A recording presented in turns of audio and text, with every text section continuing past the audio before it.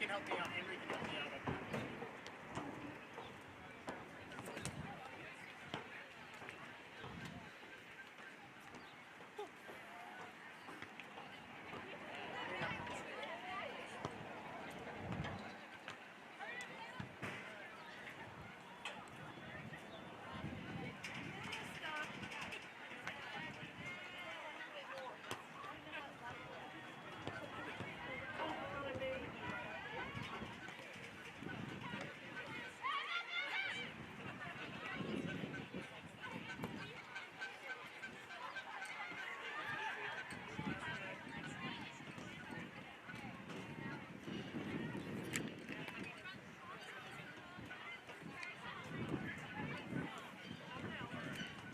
Very wet up there.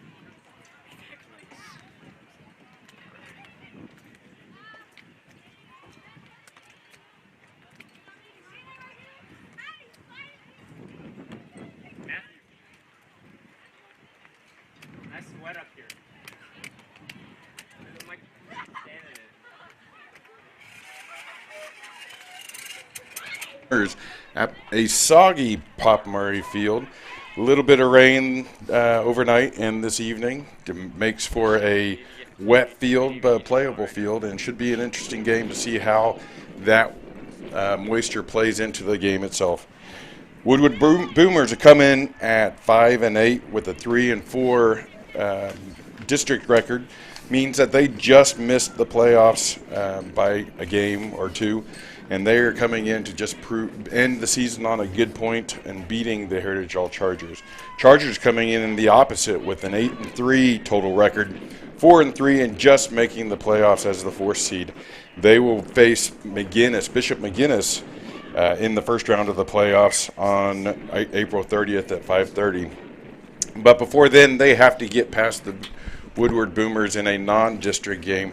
Should be an interesting game for the Chargers, a good warm-up game to play a tough playoff run that they're going to have in front of them. The Chargers are going in with really a great series for this season. Had a lot of challenges with players, and were able to come out and make it to that playoffs. Coach Robin Brewster, who is 80-28 for a total record, really kind of reshaped her team, able to give them direction and really making the playoffs a key for the team itself. The Fuzzies feature player of the game is going to be Taylin Rollins. Taylin is a 4-year varsity letterman. She is probably one of the most improved players of any of the 4-year players on the team in that right back position, and has rightfully earned the role as a captain and a starter just by the maturity and the leadership that she's had on the team. An outstanding woman, and both on and off the field, she has really been a leader of this team itself. So she will play a big impact in the game itself. I think that the Boomers are going to come in really trying to push the Chargers and test that back line very, very early. And the Chargers are really going to want to jump on top of the Boomers as quickly as they can, put some distance between them, and get on the scoreboard. So Coach Brewster wants to use this game to get the team ready for the playoffs so that they're working with momentum as they go into the playoffs itself. So we will cut to a commercial and come back and look at the plays or the starting lineup. When you walk into Fuzzy's Taco Shop, you'll know you're in the right place. With the best Baja-style menu in town, we'll have the whole family addicted. Order up. Nachos, tacos, burritos, it doesn't matter. I can hear myself pretty decent. It's like an explosion of flavor in your mouth. We know you've had a long day, and you deserve a break. I think so bring the crew to one of the Fuzzy's Taco Shop locations in Norman, Oklahoma City, or Stillwater. Welcome to your new addiction. The world's finest automobiles, featured at Oklahoma City's finest dealership, Mercedes-Benz of Oklahoma City. During the grand opening event, we send 2018 Mercedes-Benz GLC 300 SUV for $459 a month. Mercedes-Benz luxury in a new location. It's the grandest of openings. Hi, I'm Todd Bondy, operating partner at Mercedes-Benz of Oklahoma City. Yep. And I'd like to personally invite you to the grand opening of our brand new state-of-the-art facility in Edmond off the Broadway.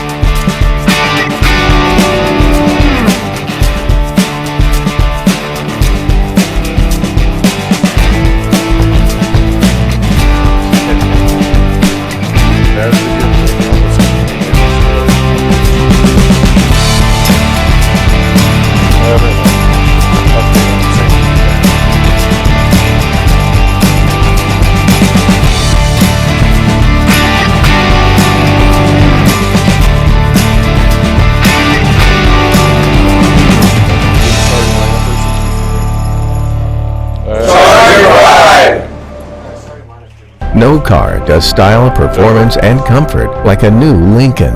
Drive home yours today from Cooper Lincoln of Edmond.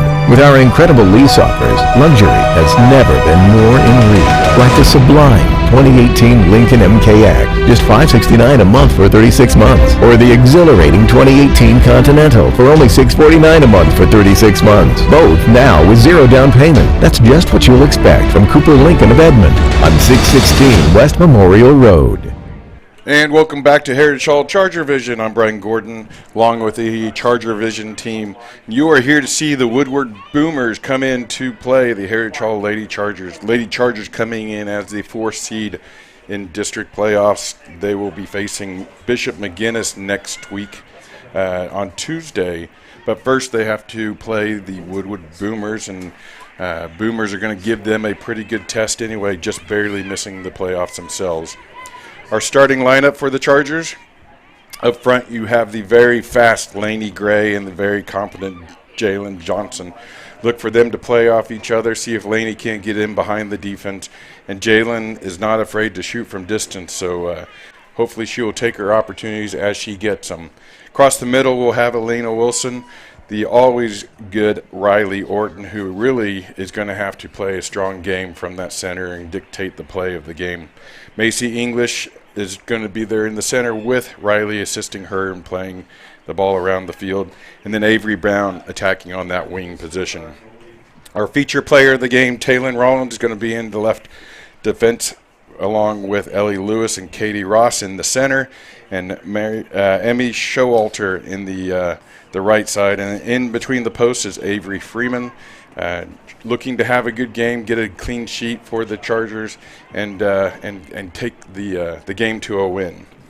Coach's keys to the game, starting off, shoot early, shoot often. Really, Coach Brewster wants to make sure that the Chargers are testing the keeper early on. One of the things is unpredictable, especially when you have a soggy field as it is. The ball is going to get wet and really play havoc for the keeper. The keeper has to be very, very sure-handed, and so there's a definite benefit to the Chargers to shoot as much as they can and really test that keeper. Good, clean possession and clean passing. Really, it's all about keeping control of the ball. If we have the ball, then the Boomers do not have the ball, and we can control the play of the game. And then lastly, arrive first, beat the Boomers to the ball, be aggressive, make sure that we are challenging every 50-50 ball, getting control of the ball, and dictating the pace of the game. If the Chargers can do that, they certainly will be able to control the game and come out with a win. So the captains have gone to center. The referees are taking their spots in the center. Should look to kick off in just a couple of minutes. We might switch to a commercial or two, and then we will be back for the live game.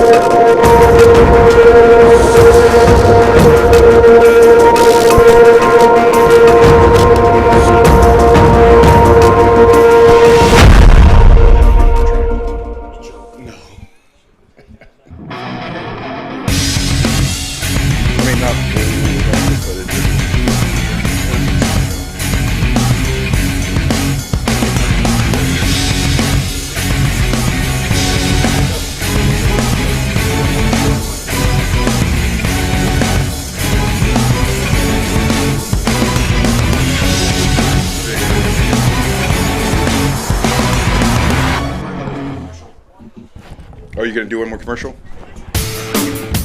Hi. How are you?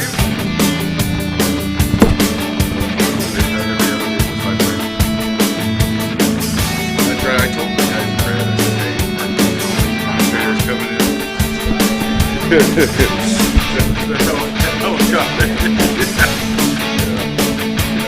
guy that don't want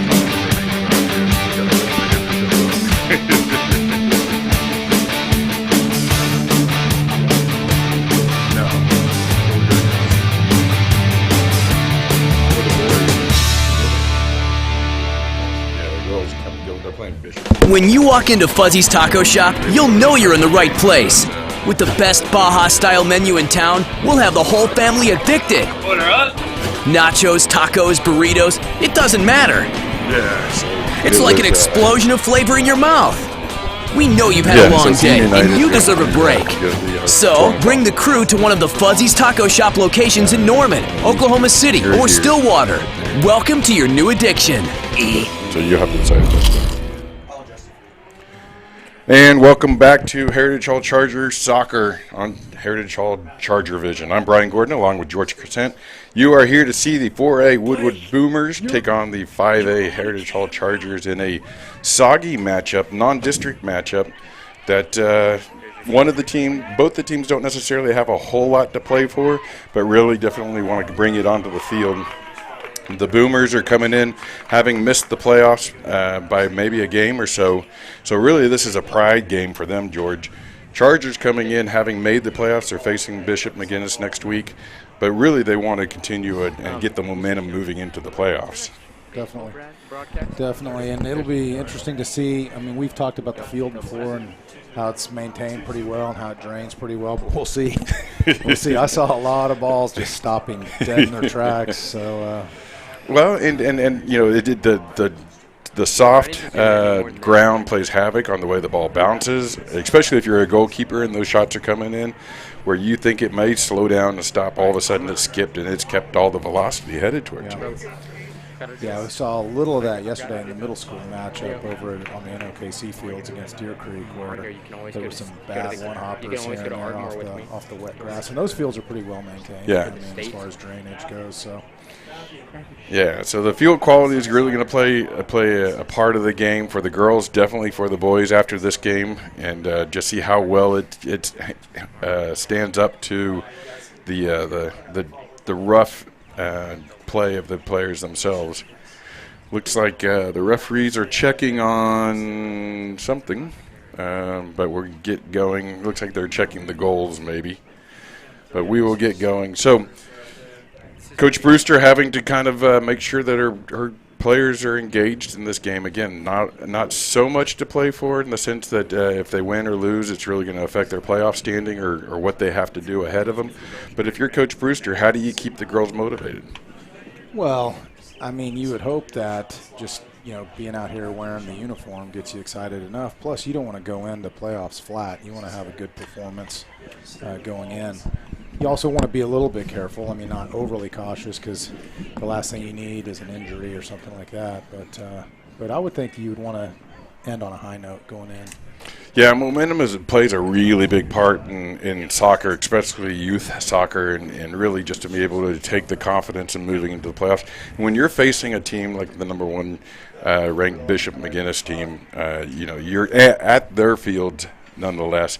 You're really going to want to be able to end this game on a high point, keep that momentum, because it's a quick turnaround. You know, they only have a week to really prepare and then be ready for that game, and they've got to come with all guns blazing then. Yeah, that's going to be a tough assignment for sure.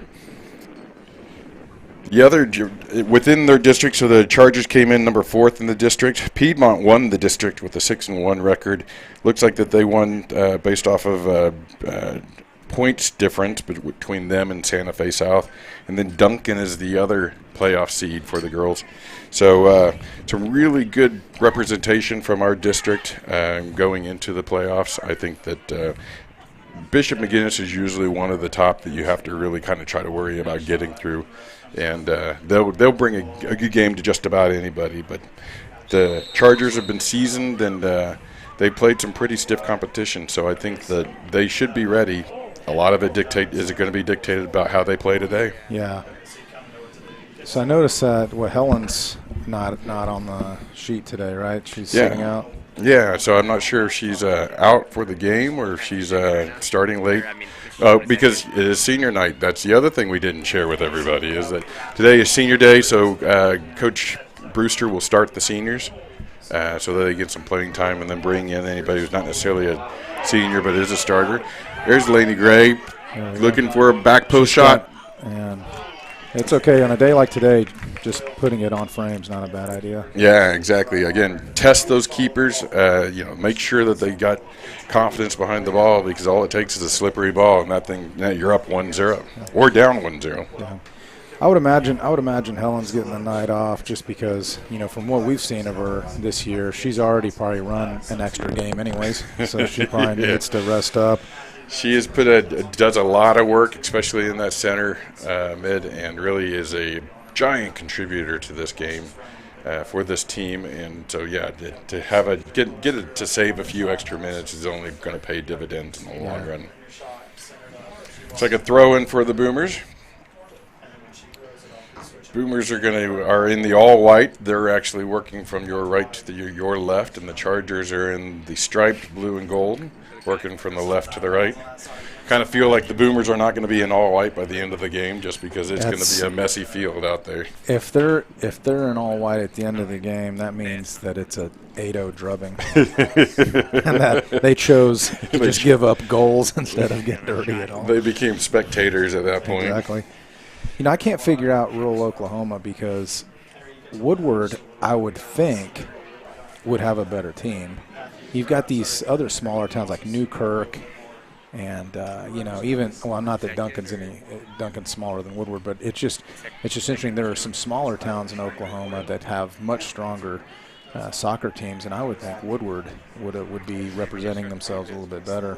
And Woodward has a pretty solid competitive or recreational competitive soccer program. Right. They're able to bring in a lot of the kids from those surrounding towns to participate, and it's growing out there. I've seen more and more activity from them. So you would think that would contribute towards the high school soccer, and the key is that they just missed the playoffs. So depending upon what their particular district and who their competition was, they could be in one of those really challenging districts. Yeah, and I can't profess to say I know what their competition was, but that's an area of the state that has not suffered like many of the other rural areas, because energy's been good to the Woodward area and continues to be. So yeah, we'll see. Chargers had an opportunity from distance, put it just into the line itself, but it bounced around, and Woodward was able to clear it out. Now it looks like it's going to be a Woodward free kick. So early on, Chargers are having a couple opportunities. Woodward's had a couple opportunities. It looks like certainly a shot on goal. You think early signs are it's going to be a balanced game, probably a little bit of give and take. What's going to take to establish a control of the game? Well, I think it's going to take a good 10 or 15 minutes to figure out the field. Yeah. Even a pass like that, I mean, it probably takes a little while to figure out if it's gonna skip on you or if it's gonna just die. And it looks like the field's actually in pretty reasonable condition, considering the amount of rain earlier today. The ball is moving, at least on the field proper, is moving, relatively normally. I don't see anybody kicking the ball, in a peculiar way. I think they're just playing like they normally would for the most part. Yeah, it looks like all the standing water is really off the field. There's really no puddles or anything that's standing on the field. It might be a bit mushy out there, but it doesn't look like that. It does look like the field is draining the water very, very well. So it looks like we're going to have Shout out to Coach Riley and Coach G who squeegeed the field. Yeah, it sounds like Coach Riley and Coach G squeegeed the field out there. Oh, boy. They did some of their lawn maintenance, beginning of their lawn maintenance company, I think. I think that's the term for that's multi-talented. Exactly. Do whatever you can to get the game in, that's kind right. of thing. That's right. So yeah, they and you wouldn't I wouldn't ever believe that you could squeegee a grass field, but apparently it can happen. Apparently you can. So doesn't really squeegee quite like the tennis courts, I don't think. No. But Probably not. Who knows? So the corner kick for the Chargers. Lena Wilson's going to take it, see if she can't put it into the mixer, and Chargers put some pressure on that Woodward defense. So it should be an in-swinger. Quick short play to Riley Orton. Riley's going to look for that left foot. Oh, that's trouble. That is a good shot, and gathered up pretty nicely by their keeper. Yeah, the keeper got to be able to watch it coming in. I think if Riley had put that back corner, then the keeper would have had a little bit more of a challenge with it, but this one came right at her, and she's able to parry it down and get collected. So now Woodward looking to counterattack. It's a good, solid defensive play by Heritage Hall.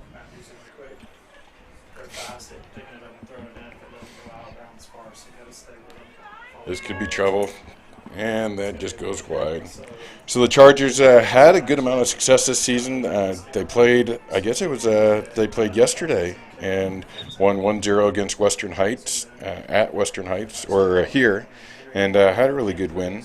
Before that, there was a 4-3 extra session win over the Eisenhower Eagles. I think you saw that one. That was the Helen Park show in extra time.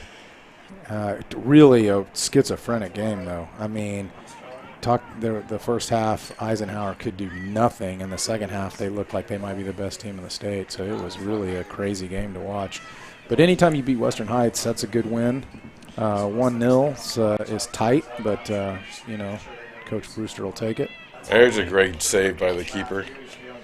And you got to watch those back. Woodward had 2 back post runs, so keeper did a good job of getting our hands on that one and holding on to it. Well, she definitely doesn't have to worry about the sun in her eyes. So yeah, that's not going to happen today. Yeah, a nice overcast evening. It's a cool evening, not necessarily indicative of late spring Oklahoma weather per se.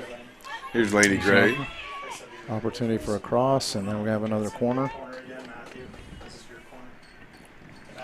So yeah, it's nice weather. This is the kind of weather I like playing soccer in. It's a little bit cooler for some people's tastes, I think.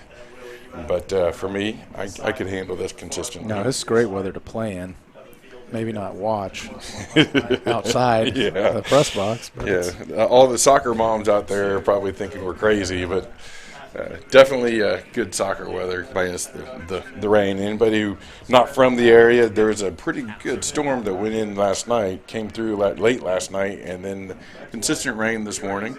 Ball across the box, still in the box, still in play, and that's going to be another corner. Yeah. So Chargers keeping the pressure in. Got to watch that bounce. You don't want that ball to bounce in the box, especially from a corner kick. So Woodward's going to have to, their defense is going to have to get aggressive on this one. Yeah, I'm usually not a big fan of something low across the box, but this might be a good time. Oh, that's trouble. She had an opportunity to hit that ball. This could be trouble. It's deflected by the Woodward player. Not sure it was on frame, but I think it may have had a chance. So probably a smart play by the Woodward defender. Don't take any chances at all. So another corner kick for the Chargers. It's like Jalen Johnson's going to take this one. See if she can't put it in the same place. This one's a little bit tighter, and the keeper does a great job of securing that one. Very confident keeper on the ball. Not necessarily what you see in high school soccer, especially when a lot of teams are putting that basketball player or just the athlete out there. So now we have a foot race between Woodward's forward and our center defender. I think the Woodward attacker, who's that, number 3? Number 3. She's going to be a little bit bummed out that she didn't just take the middle of the field. She kind of took herself out of the play a little bit. Yeah, she heard that defender off her left side, and so she took the ball to the right just a little bit and gave her a challenging angle to shoot on. If she had stayed center, she could have just passed into the corner. Yeah, and she had enough of a lead to where she was either going to maintain her position or have to get fouled. Yeah, Ivy Abram is number 3, so senior. She had that opportunity, but you got to watch her. She was pretty confident. Yep, and now we have a foot race on our side, but it looks like the keeper's going to get to it easily. So a little bit of back and forth opportunities for both teams, and it really comes down to who's going to score first, really, on this one. I feel like that we're going to see a number of goals, that this isn't going to be a 1-0 affair. Yeah, it's hard to imagine. With the attack, with the attacks that they've been showing and the confidence in the ball that they've been showing so far, I think that this should be a fun game to watch. So throw in for the Chargers. Chargers had some challenges this season. Did have a 1-2 or a 2-1 loss against Piedmont. Piedmont, one of the powerhouses in the district and winner of our district. Had a 4-0 loss to MacArthur, to the Lawton MacArthur Highlanders, which challenging game themselves may have just been an off game for the Chargers. But really an overall very successful season for the Chargers itself, looking to be extended. Yeah, and the Duncan game was also kind of a tough one. But I thought that was a pretty evenly matched game. I think that would end up 5-5 out of 10 games. Yeah, exactly. It was a late goal in that one that gave Duncan the win, but the Chargers really did have a command for most of that game. That'll be a throw-in for the Chargers. So 28 minutes left in the first half. Heritage Hall versus the Woodward Boomers. Heritage Hall and Woodward are tied 0-0. Really a very even game. Both teams have had opportunities. Chargers have had more corner kicks than Woodward, but the play on the field has really been very aggressive by both the teams. You feel like if somebody can start controlling that middle, really kind of, if a Riley Orton would step in and really kind of control the play in the middle, then that'll start turning the tide when it comes to the momentum of the game. Yeah, just a matter of whether we'll see her any more of this game. Looks like she may have had a ceremonial start and then is now going to sit out on the bench. Well, the last thing you want to do when you're Coach Brewster, especially in a game that, well, it matters, doesn't necessarily matter when it comes to the playoffs, then you don't want your star players to get hurt, so there's no sense in risking them. No, and she's already had a couple knocks this year, so probably smart to keep her out of this one. So throwing forward the Boomers. That's just a play you got to make. Helen Park on it. Or that Layla Nassar, sorry. And another throw. Strong throw into the center. That one was a bullet. I don't know that the player was ready for that one. No. Everybody's going to back up on this next throw, I think. That's right. Give her a little bit more room. Yeah, maybe it was a tough bus ride down here. There might be more to that story. I'm sorry, there's a bit of animosity coming behind that ball. That's right. So Layla tried to thread it through. Almost. She thought she had it cleared. It's going to be a Charger ball now, deep in the Boomer third of the field. So a deep throw, or maybe a good throw into the box here, can open up some opportunity for the Chargers. That's a good throw by Mary That Ellen. is a great throw. Oh, that's trouble. That's an easy goal right there. Oh, wow. That's not one that I would have expected the goalie to cough up. Well, you know that. But she couldn't see it till the last second. Yeah, you talk about the field conditions and the crowd in front of her, and Elena did exactly what she's supposed to do, is to follow up that ball and challenge the keeper. And the ball skipped once right in front of the keeper. The keeper got her hands on it, whether the ball was slick or she just didn't judge the skip. Now all of a sudden, the ball's on the ground and Elena's right there to push it in. Yeah, and her defender didn't do her any favors by kind of bobbling that right in front of her either. So the Chargers strike first, 1-0 against the Woodward Boomers. 26 minutes left in the first half, and now the Boomers have to figure out how are they going to respond to the Chargers. Keep your head up and hope that the Chargers don't add to the lead, and Chargers are going to put their foot on the throat of the Boomers. Yeah, most of the games has been played on the Woodward side of the field. So it looks like at least the first adjustment has been Heritage Hall getting a little bit more comfortable with how the ball is being played. Playing those deep balls, those long balls, testing the outside defenders for the Boomers. It seems to be working for the Chargers. See if they can't isolate Lainey Gray on a sweeper who can't necessarily keep up with her. There she is right there, trying to get the ball control of the ball so that she can turn on it. And now the Boomers have an opportunity. Yeah. So that was a great pass. That's a great pass. Good move inside. And if she could get the shot off, which she can't, that would have been really dangerous. So you got to watch out for that. That was number 3 again. Yeah. She seems to be a challenge up there for the defense of the Heritage Hall Chargers. Yeah, it seems to be a little bit of a common theme, at least in the games that we've done, in that we seem to be prone to these sort of sucker punch counterattacks where the whole game is played on one half of the field and then one breakaway as we have another pass across, easy goal, 2-0. Wow, yeah, that was a gimme goal there, but that's all about positioning. Laney Gray getting out wide and putting that ball across, and then Jalen Johnson right there to clean up after the keeper dropped the ball, and she did exactly what every Charger at this point should be keying on, is both goals or drop balls. Yeah, and that one the keeper probably could have done better. I think the first one she probably didn't really see what was going on. That one, she knew what was going to happen. But it's easy to be up here where it's not a wet ball on a wet field and talk about that. Exactly. So the Chargers up 2-0 against Woodward. 24 minutes left in the first half. Chargers putting a lot of pressure on the boomer back in. Really, it's those crosses and following up any shots that are going on goal, and that's really been success for the Chargers. Keep the pressure on the Chargers on this senior night for the Heritage Hall Chargers.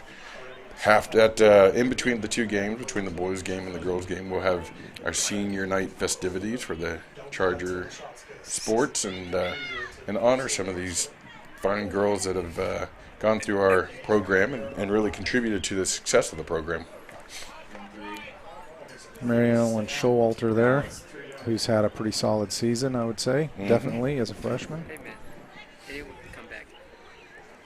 I think Throwing for the Boomers goes in. Defense is going to take it, just put it deep, get it out of danger. And the referee saw something. Yeah, no team spirit, never it. It's girl soccer. It's like A little bit of a collision there. yeah. It's like Nothing on purpose. looks like she'll recover, so it'll be a Boomer ball. Chargers going to drop their back line, but try to receive the ball in front of them. Margo, I have earphones on both They both do sides. just that. So the Chargers working to get control of the ball and put more pressure on the Boomers. My ears are completely warm.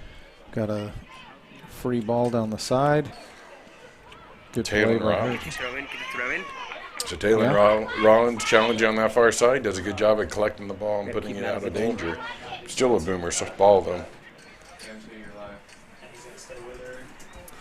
Yeah, if you're coming up against Taylor, you may want to come up with a different plan than trying to go through her. Yeah, she That's will. probably not going to happen. She will make sure that you earn every moment that you get control Yeah, of she that does ball. it, and she does a really good job of positioning her body, and that's been kind of common throughout the games this season. She keeps herself in really smart position. Doesn't allow herself many times to give up something cheap down the sides. Right. She is our Fuzzy's feature player of the game, and definitely a big contributor to the team itself. So, and you can see right there, she's a solid defender. Definitely. Down 2-0, Woodward's, again, a game that means everything to high school players. This could And be this trouble. is real trouble here. Number 3 can compose herself, send it across. Oh, she gets right behind all of her runners. Yeah, her center midfield kind of overran that. That would have been the easiest goal of her life. You can see that they're used to getting in that position, probably that number 3 out kind of wide of the goal and putting it back across. So because they had runners, a lot of people are used to just sitting there and watching the ball come in and see what she does. But they had the runners. The runners just overplay or overran the ball. Yeah. Those tries Good are about to turn be sore by after the throwing Chargers. that ball. So in a game like this where you don't have a district title on the line or a playoff spot on the line, but you're down 2-0, how do you approach it from that standpoint? Well, knowing what I know about those driving drives through are gonna be rural sore. Oklahoma, if you're going to take the time to drive all the way down here from Woodward, you might as well play.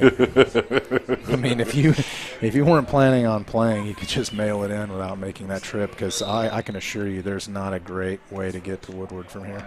Woodward, yeah. I mean, you can get to Woodward from Oklahoma City with highway, what, 2/3, 3/4 of the way? Yeah. I mean, then once you start getting through Sealing, it gets a little dodgy on the road, and there's numerous casinos and smoke shops along the way with the traffic that goes along with that. Yep. That can be kind of irritating, but and if you're trying to use your cell phone, not really awesome reception. Don't get stuck on the side of the highway. Exactly. But back to kind of what you said at the very beginning of the broadcast, I'm consistently surprised on how well Woodward consistently puts a good soccer team on the field.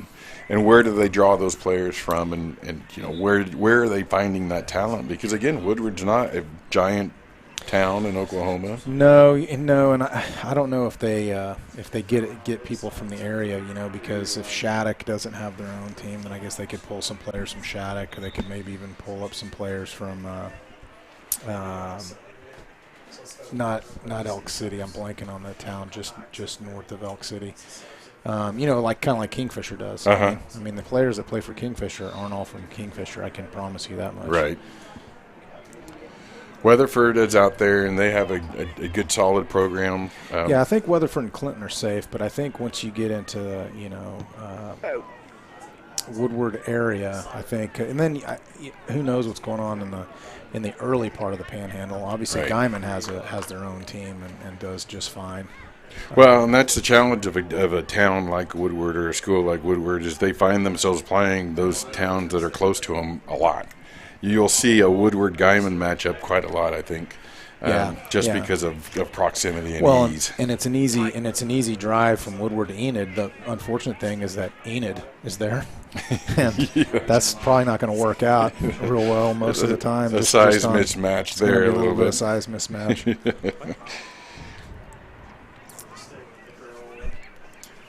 So the Chargers up 2-0 with just under 20 minutes left in the first half against Woodward. You are watching Charger Vision along with Brian Gordon and George Crescent, and we are enjoying a soggy Tuesday night soccer, and it's the last game of the regular season for both teams.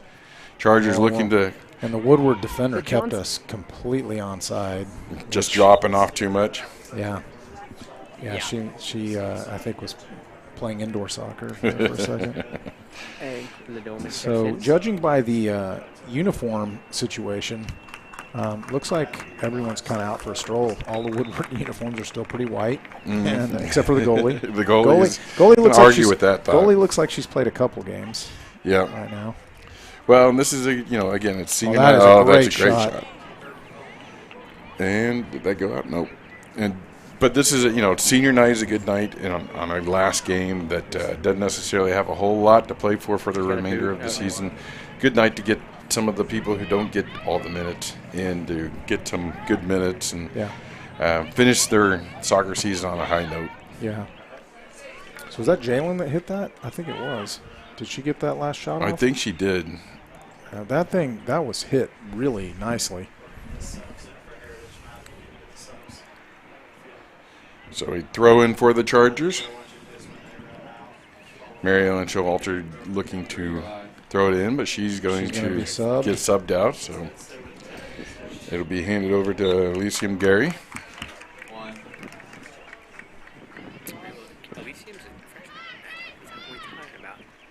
Woodward's holding their formation really well.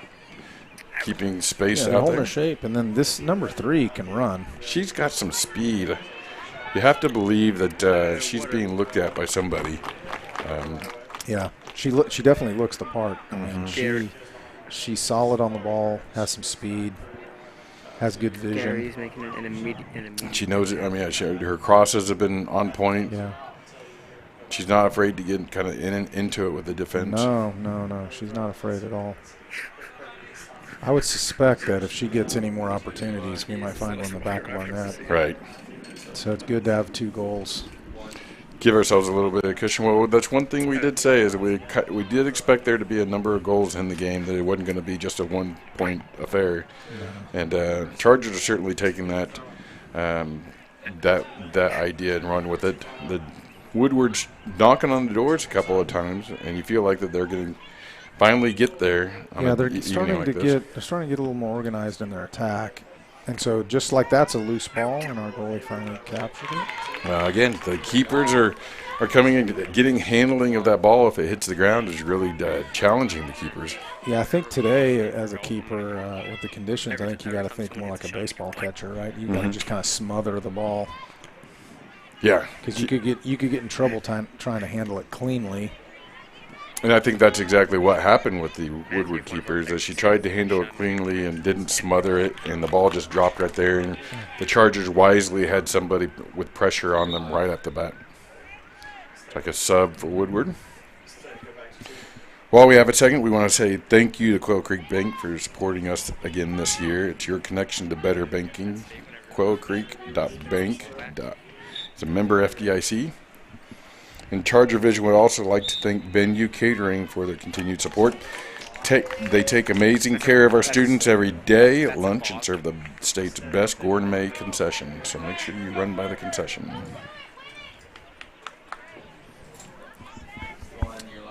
So throw in for the Chargers. 14 minutes left in the first half. Chargers up 2-0. Some early action by the Chargers. We kind of felt like it was going to be a back-and-forth game to begin with the Woodward really creating some good opportunities. Chargers starting to put on some control around the game itself and keep pressure on Woodward. Now we're just kind of settled in the center. Yeah, it looks like we've gone to a 4-3-3. I saw 3 attackers. It looks like the middle of the field is starting to become kind of an open space, and I don't know whether that's just the beginning of a lack of shape by both sides or just happenstance. But that's somebody's going to take advantage of all that space if it stays there. Yeah, they're starting to get a little bit of a bunch ball on the side of the field that with the ball is it, and it may be that maybe one or both of the teams are starting to play players who don't necessarily regularly play and aren't necessarily familiar with the formation or where they need to be, and so you kind of get into the habit of chasing the ball. It'll be a throw-in for the Chargers, so the Chargers have an opportunity to put the ball in the box if they can get it, and you got to also feel like that it's getting a little bit slick in there for that keeper, where she's standing, that started to build a little bit of a mushy pit in it, and that's going to be hard to keep your traction.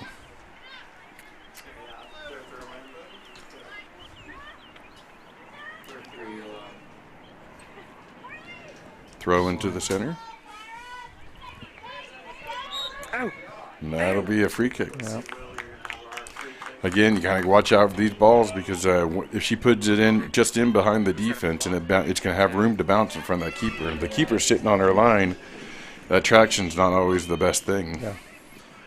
Yeah. Now this would be ambitious on net, but I think sending it into the area. Katie Ross trying to get it through, didn't quite get it high enough to get over any of the back line or the two-man wall, but it's like Chargers still keep possession. Yeah, ball held up there.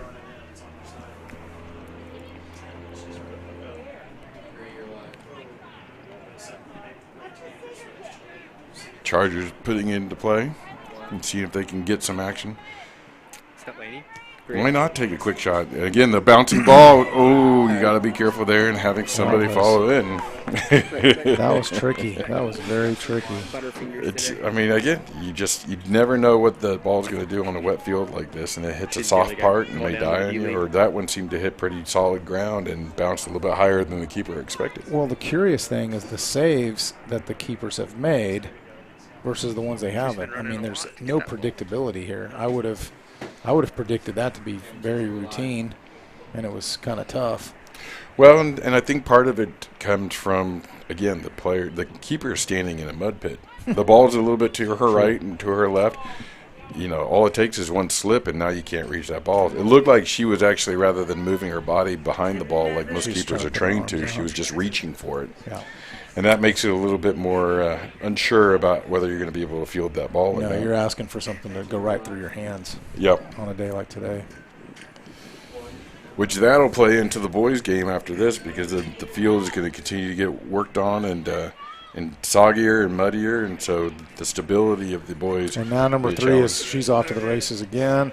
She just needs to keep her position, and this is going to be trouble. Yeah, and that's exactly what Woodward needed. That time she did not veer off. She went straight down the middle. She was confident in her body position, and that was not an even race. No, unfortunately for us. She has to have confidence. It's number 3 Ivy Abram, and you feel like she has to have confidence that she can beat anybody on that back line now. So, I mean, if I'm the Woodward coach, I'm telling my midfield to look for those gaps between the center mid or center defenders and just feed. Yeah, through ball, just through ball. Continue to feed Ivy and see if she can't continue to get in foot races until they decide to move somebody back there who can keep up with her. Focus on that. Yeah. But looks like we're going to have our opportunities as well. So this could turn into a 6-4 situation. Both coaches make some moves, and all of a sudden, yeah, you're in a football score at that point. Yeah, 2-1 with just under 10 minutes to play. So there's probably another goal before halftime for somebody, I would imagine. Yeah, I mean, there's a prescription both teams are seeming to take on, and the Chargers are putting shots on goal and following up. The Boomers have just figured out that their forward is able to outrun our defenders, so it's really about who's going to execute better.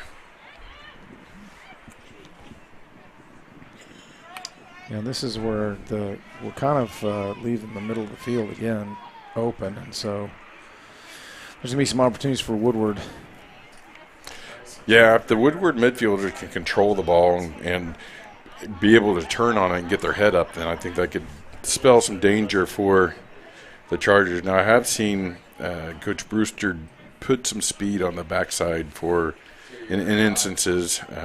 So Lainey Gray has often played in that sweeper role as well because she's got some speed and just making sure that nobody gets in behind her. So yeah, or just sit a defensive mid in front and try to disrupt the passing lanes. But so let me ask you this though: given that this game doesn't determine the Chargers' playoff standing, that they're already going to face Bishop McGinnis, win or lose, do you leave your defense as is and just continue to allow them to be pressured so that they can learn? Here's Lainey Gray. Can't she get her left foot on? Didn't really have much on that left foot. But do you continue to let them learn and, almost treat it like a practice session? You could and just challenge your player and say, look, all you need to worry about the second half is Ivy, just number 3 in white. Mm-hmm. I don't think that's a bad approach. On the flip side, I think if you face somebody in the playoffs who's putting a lot of pressure on you, I think you have to have some sort of contingency plan too. So right. Just like you're saying, practice the challenge, but also there's a little bit of a tactical practice too. Yep. Lena Wilson swinging it in. That's dangerous. That is dangerous. Every time that keeper jumps up to reach it, you just kind of feel like, uh-oh, this could be trouble. Yes.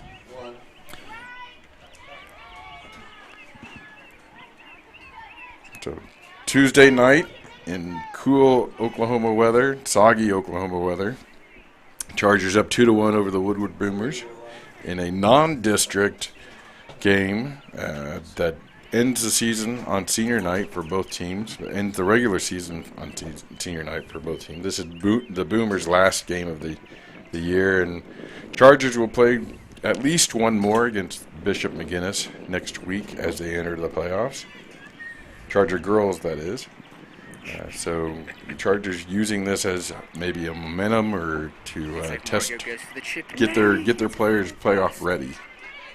And a good game to do that in because the Boomers are not a soft team to play. No, and just physically they're pretty good sized, and it looked like they've got plenty of athletic ability.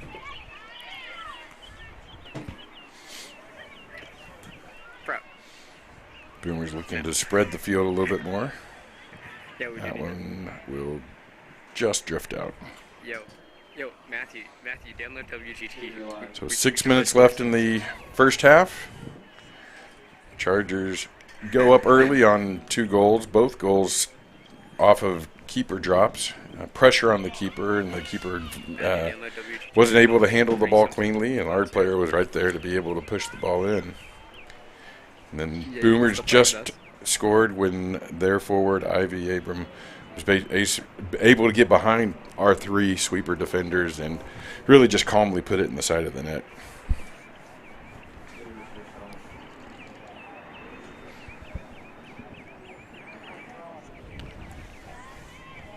Throw in for the Boomers, and that'll stay a throw in for the Boomers. Are we doing both the double header for baseball? Boomers trying to get some pressure into that box. Well, and really I think they're much. trying to get it through to their talisman, but couldn't quite do it. Well, and it gets kind of crowded. I mean, really, when you're wanting to put your forward in a foot race with the rest of the defense, you want to try to do it a little bit more from the midfield than really in the attacking third. Yeah, you want to let the ball carry and make it a real race. Because their forward has definitely proven that she's got the speed, the and there was no communication there. Yeah, Woodward, number 15, had no idea the ball was coming her way. That was a couple of players on different pages at that point. Which on a play like that, on a set piece like that, that's when I would just launch it and just make it a foot race. That's the exact opportunity we're talking about for them, is just boot it straight down the middle of the field and see if number 3 can get to it. The Chargers are playing a pretty high line at that too. I mean, they're not dropping anybody off. They're going to play a higher, flatter line, and that's prime pickings when you've got a speed, somebody who's really fast up at the top. Yeah. Here's an opportunity for the Chargers. That's a good cross. Great That's ball. a good cross. Ooh, and that one just goes wide. Like just went to the right side of the goal, but Elena Wilson was right there again, and she's kind of trained herself to crash the keeper whenever there's a shot. Yeah, that was a great one-timer on her part. She just wasn't even with the frame. Here comes a shot, and that is going to be potentially trouble, but just to the outside. I don't think she got her hips around as much as she wanted to. She seemed to be reaching for it a little bit, so it kind of skewed out. But you don't want to give her that much room right at the top of the box. She'll put it in the goal, 9 out of 10 times. Mm-hmm. So it would count as a project, right? Again, off of Elena. Yeah, the other thing that sort of shot allows you to do is set up the Woodward defenders as screens. Yeah. And so you can sort of mask the goalie's vision. Yeah, when we put it wide and then send it back across the middle, there's a lot of Woodward defenders in that, and I think that played a lot of the part in the first goal. Is that, as you said, that the goalkeeper seemed like she may have been screened out a little bit, and it's hard to react when you see the ball when it's already halfway to you. Well, what they're doing though is they keep backing off and sagging off our players, so they're not going to catch us in any sort of offside trap. And then as they continue to backpedal towards their keeper, our player can set up for a shot and just use them as a wall. You would think at some point they would just come out and at least try to get close. Right. Now this is a smart play because here's another foot race for number 3 who's gotten to the ball. If she can get a decent amount of heat on it, that might be trouble, but somebody caught up to her at the last second. I'm trying to see who that was. I think it may have been Katie Ross, and I mean she was able to number 3 was able to put it on target, just wasn't able to put any heat behind it. Right. It's like Taylor Rowland getting up forward from her defensive role. Don't know if she's taking some liberty or if Coach Brewster moved her up there, but she was making a run. So we're putting some passes together here. Not bad. Facing goal. Oh, she's got her open in the center. If she can. Oh, that was a great one touch. Nice shot in her left. That was a beautiful one touch. She could have taken it in, though. Yeah, she had plenty of time. There was nobody around her. And that's just part of the growth of being out there and getting this experience on this game. Is next time she's probably thinking that thing, and maybe I'll have a little bit more time to attack. Well, that was Hadley Burns. We'll have to blame her. I'll have to blame her father at halftime for that. I'm sure it's his fault somehow. It must have been. We can make it. We can somehow make it his fault. Yeah, that was a great one-time left foot in these conditions. So, as a sophomore, that's promising for Coach Brewster. Yeah, it's so easy to just mishit that and shank it out right, left, especially when it's coming across your body like that.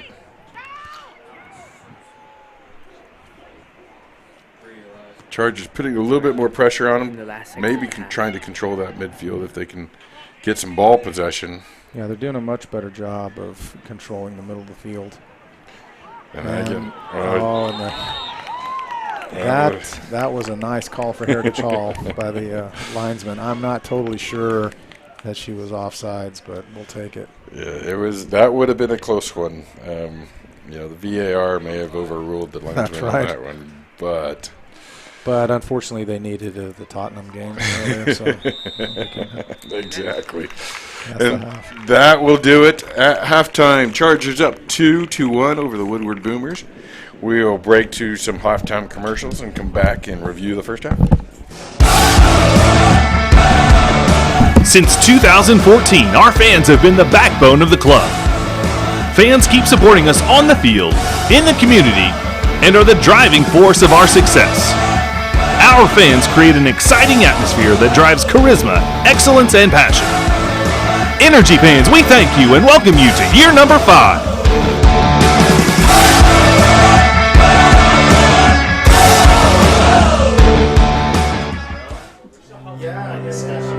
We're changing healthcare and our name. Now we are SSM Health St. Anthony. But who we are on the inside is still the same. A community of saints in action who have always been a part of SSM Health, making healthcare more accessible when and where you need it. SSM Health St. Anthony. We are saints in action.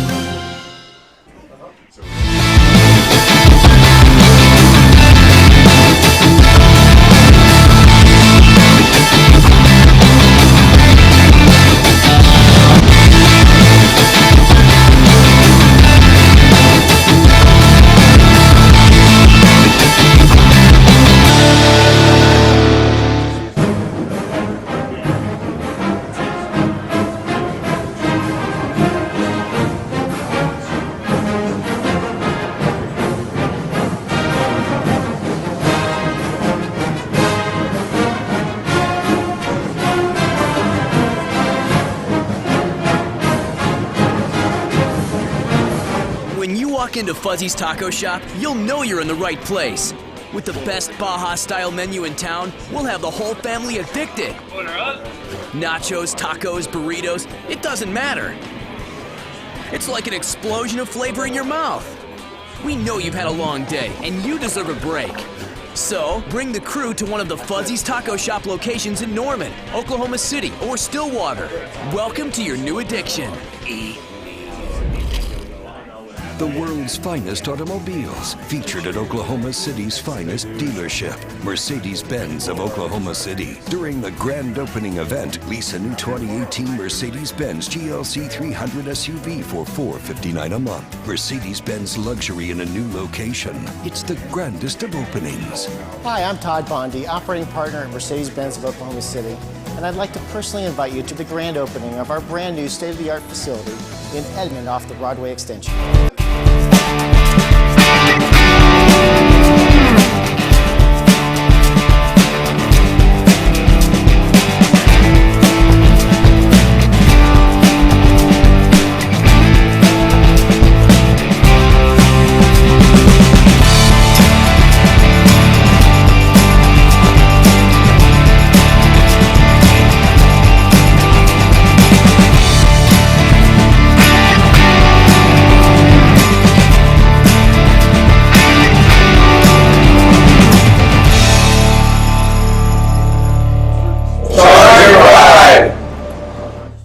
No car does style, performance, and comfort like a new Lincoln.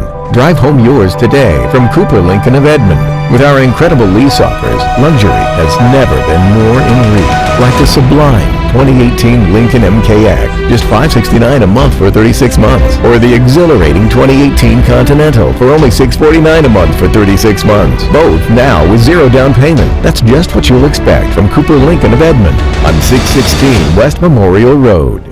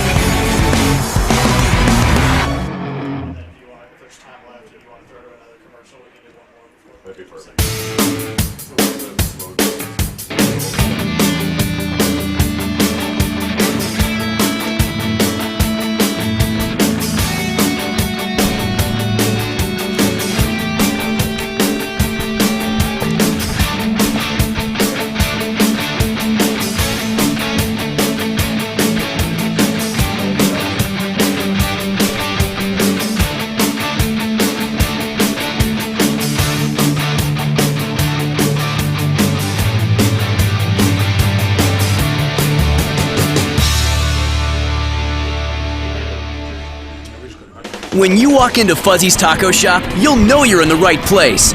With the best Baja-style menu in town, we'll have the whole family addicted. I mean, if you're into that kind of Nachos, stuff. tacos, burritos, it doesn't matter. It's like an explosion of flavor in your mouth. We know you've had a long day, and you deserve a break. So, bring the crew to one of the Fuzzy's Taco Shop locations in Norman, Oklahoma City, or Stillwater. Welcome to your new addiction. And welcome back to Heritage Hall Chargers Soccer. You are watching Heritage Hall Charger Vision, and this is Brian Gordon along with George Cossant. You're watching the Heritage Hall Lady Chargers take on the Woodward Boomers. It is 2-1 Heritage Hall over the Boomers. And George, it's been an interesting game. And I think both teams have kind of figured out the recipe to success. It's just a matter of executing on them. Yeah, and I think the keys to victory could be for both, right? They could be the same for both teams. I mean, we talked about it at the start. When you have conditions like this, let it rip. I mean, if you get a shot, you don't know how it's going to bounce. You don't know what kind of hop it's going to take.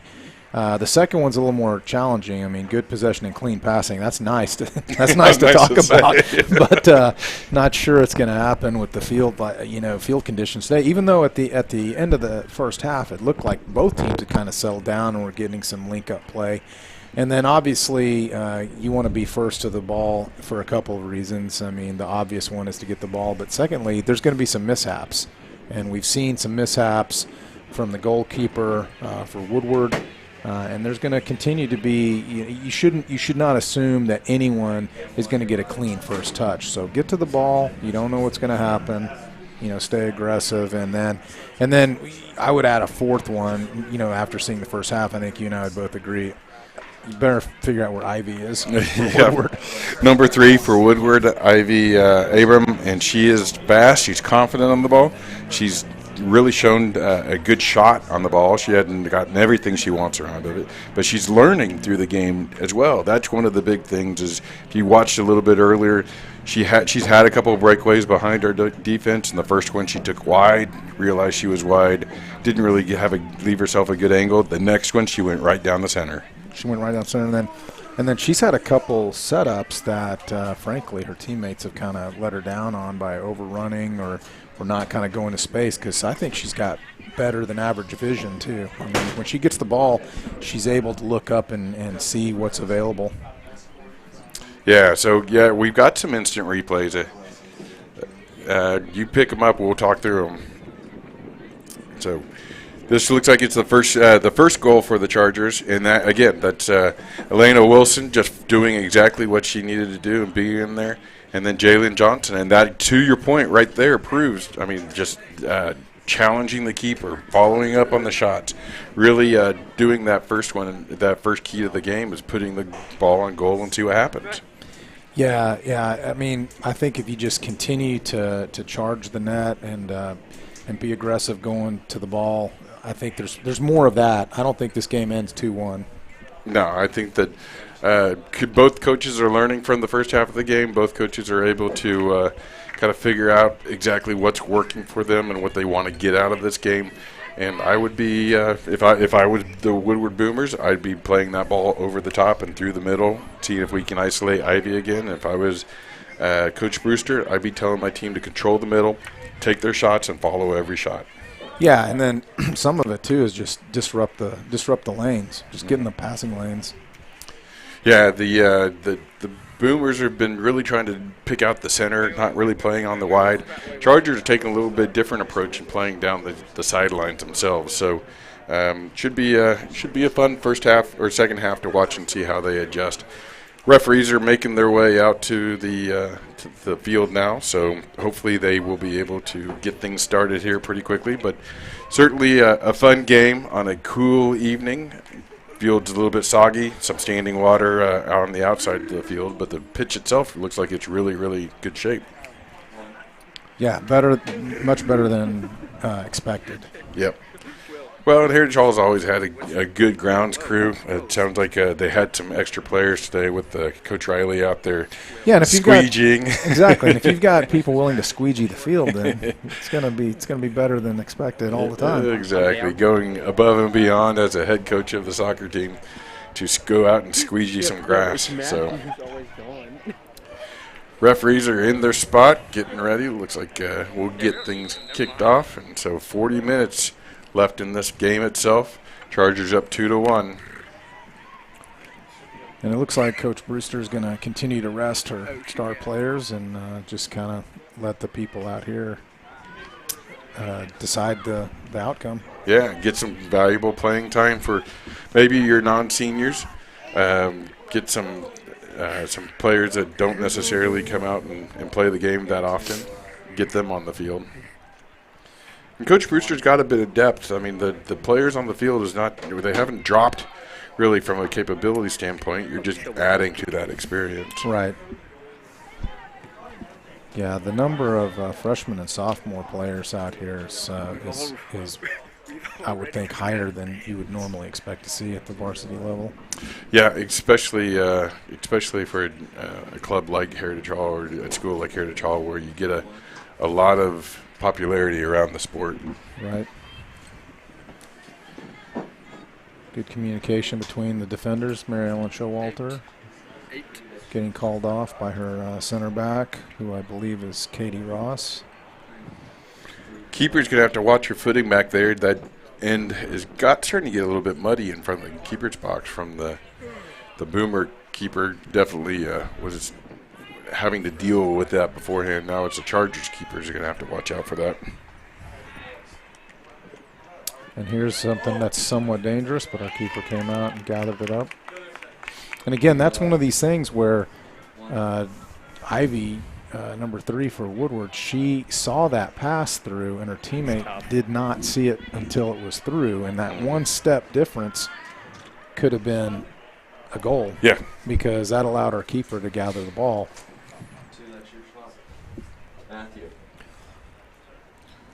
Chargers threatening towards the Woodward end of the field. So big throw coming from Mary Ellen Showalter, like usual. And leads to another Charger throw.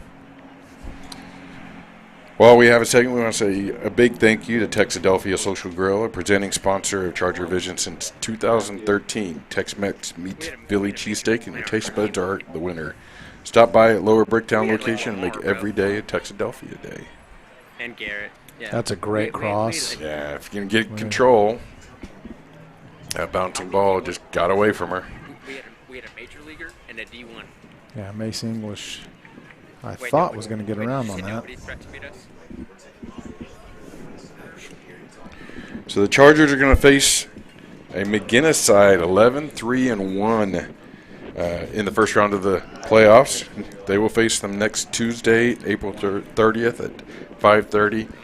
They will be playing at McGinnis, so make sure that you guys get out and support Heritage Hall Charger Soccer at McGinnis and give them some fans to rally behind. That's a good. Wow, that was a strong shot for. I mean, she started that shot with her back to the goal, was able to spin around, and had enough accuracy on it to get it near post. Yeah, that was probably more dangerous than the goalie first thought. More dangerous than I first thought. That's right.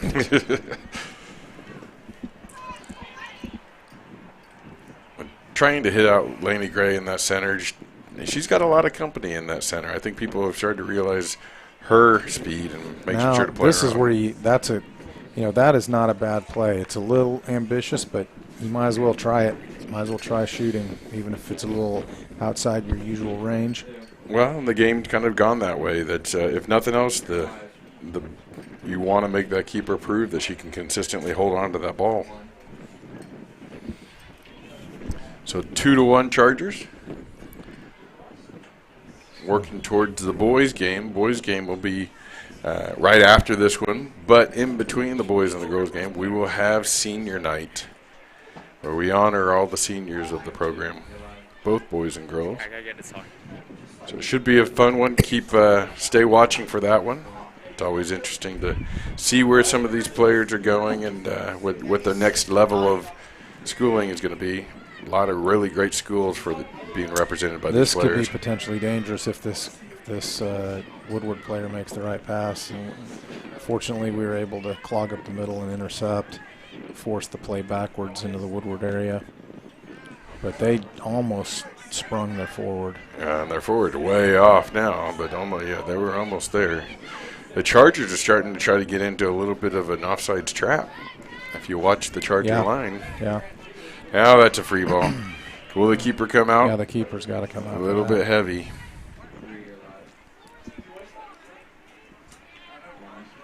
I think everybody was a little bit late reacting on that one. Even the keeper was.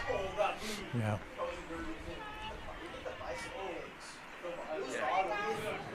So a little bit of helter-skelter play here. But a little bit of English in the end. You know, and the game does, I don't know if it's the players, but the game does kind of regress a little bit into players starting to get a little bit wary, a little bit tired. They're seeing the end of their season.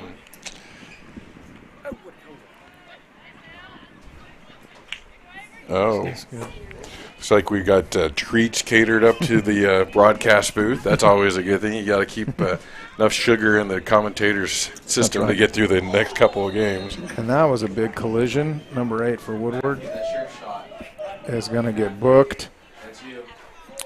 And is going to go take a little break with maybe a genuine apology, maybe not. A little bit of an apology. She went into that thing pretty solid. She was not backing down any? No, there's probably a better way to do that, but that's okay. Our players know worse for the wear. And it may have been a little frustration. Unfortunately, their defender's touch has been letting her down all game, so I think it probably was more frustration than anything. That's trouble. Danger and offside. Not totally sure about that either, but that's okay.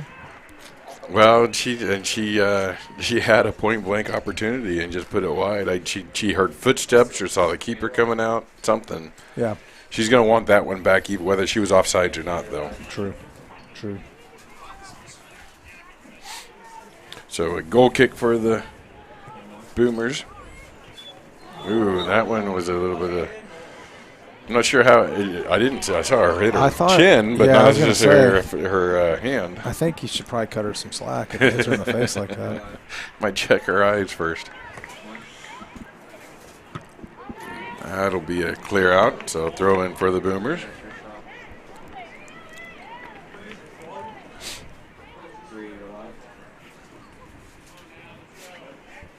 Chargers trying to keep their 2-1 lead, maybe add to the 2-1 lead, put a little bit more space between them and the Boomers. Boomers just need a goal to get back into the game itself. So quick turnaround there on the turnover by Woodward. I think she's laughing about that one too. She had an easy nutmeg on her own. Well, you know, sometimes your two choices are to laugh or to cry, so she went with laugh, so that's fine. It went with the safe one, yeah. And the referee strictly enforcing the ball must be completely still when you take the free kick. Never too late in the season to enforce the rules. That's right. Teach the basics. Getting back to the basics. We'll have to see how consistent he is on that throughout the game. Exactly. Next thing you know, he'll be demanding all the players have their shirts tucked in. No extra steps on your throw-ins. Exactly. So now we got a little bit of an attack going, and the Woodward defender smartly kicks it out of bounds. So can the Chargers capitalize on this? I think there's going to be a goal. You feel like there's a goal? I feel like there's a goal coming up here. It's going to be if there's a goal, it's a back post goal to our wing. Yeah, someone just needs to send it in there and cause a little trouble. Well, that was almost trouble. Didn't really miss the goal by much, though. No. And the way it came off the goalie's shin, if she'd have been just inside the post, that would have been an own goal. that would have been a nice own goal. That would have made a difference in the scoreboard.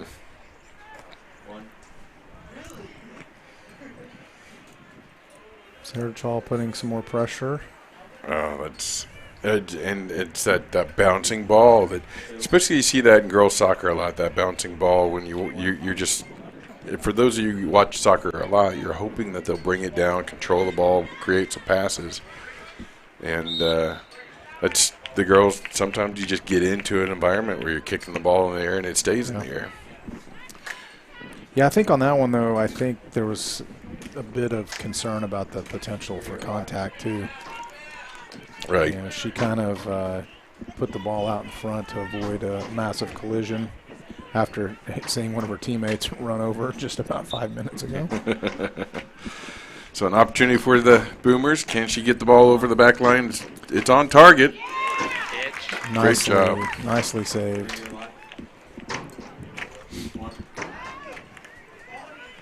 A long kick into the center. Can the Chargers get there first? Really need to establish control. And this is, yeah. Ooh. Not sure if that came back off of her own play or she knew whether she could pick it up or not. Now there's trouble. Ooh. That's a little bit of a shoulder charge there. And he's going to call it Heritage Hall's way, which I'm not sure if he's going to stick with that call or reverse it. They're going to stick with it. So he's going to stick with it. That's right. It's the advantages of playing on your home field. That's right. So Woodward's just needing to string a couple things together, and they could threaten. Well, they definitely want to get it up to their star player, that number 3 up top. They're putting a little too much direct, especially if they're possessing the ball at the midfield. They've got a little too much direct. Yeah, they may want to lob it a little bit. Maybe put it towards the opposite goal, corner flag. Yeah, maybe use a 8-9 or pitching wedge instead of the fairway wood. Yeah, take a little bit off of it, let's just say. If it was my pitching wedge, it'd be into the stand. Yeah, I mean, I'm not. Yeah. I'm just speaking in metaphors. You don't want to. The only thing you would see from any of the clubs I mentioned from me would be a total massacre of the field, or a club flying into the tennis courts. That would be shortly thereafter. Yes.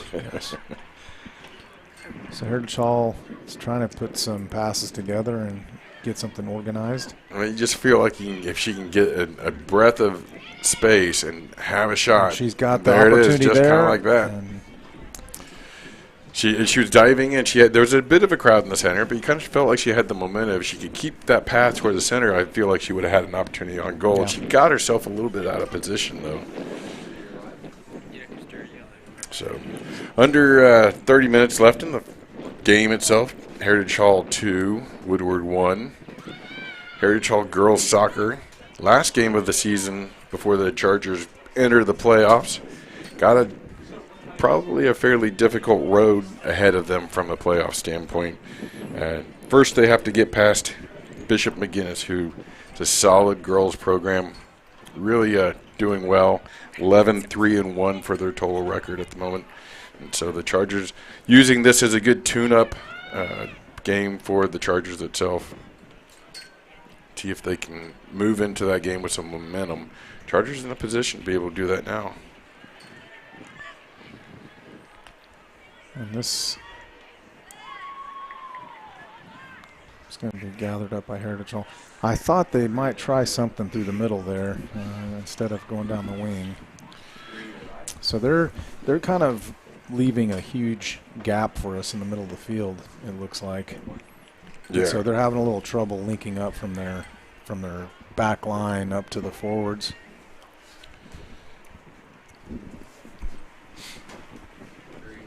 So the Chargers get their throw in.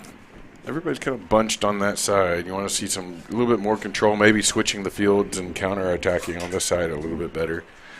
But Chargers creating their own opportunities. They seem to have had more pressure on Woodward this half than they did even last half.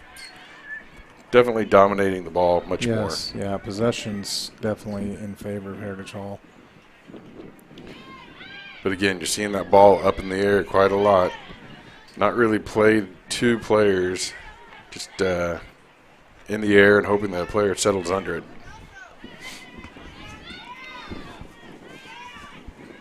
So here's an opportunity to kind of keep things possessed, get a couple passes together. And that one, see where it goes. That ends up being a Woodward ball. I think it went off Elena Wilson. So the referee did a good job on calling that one. He agreed with me. Yes. So. Yes. All right, Mary Ellen Showalter again. Nice throw down the sideline.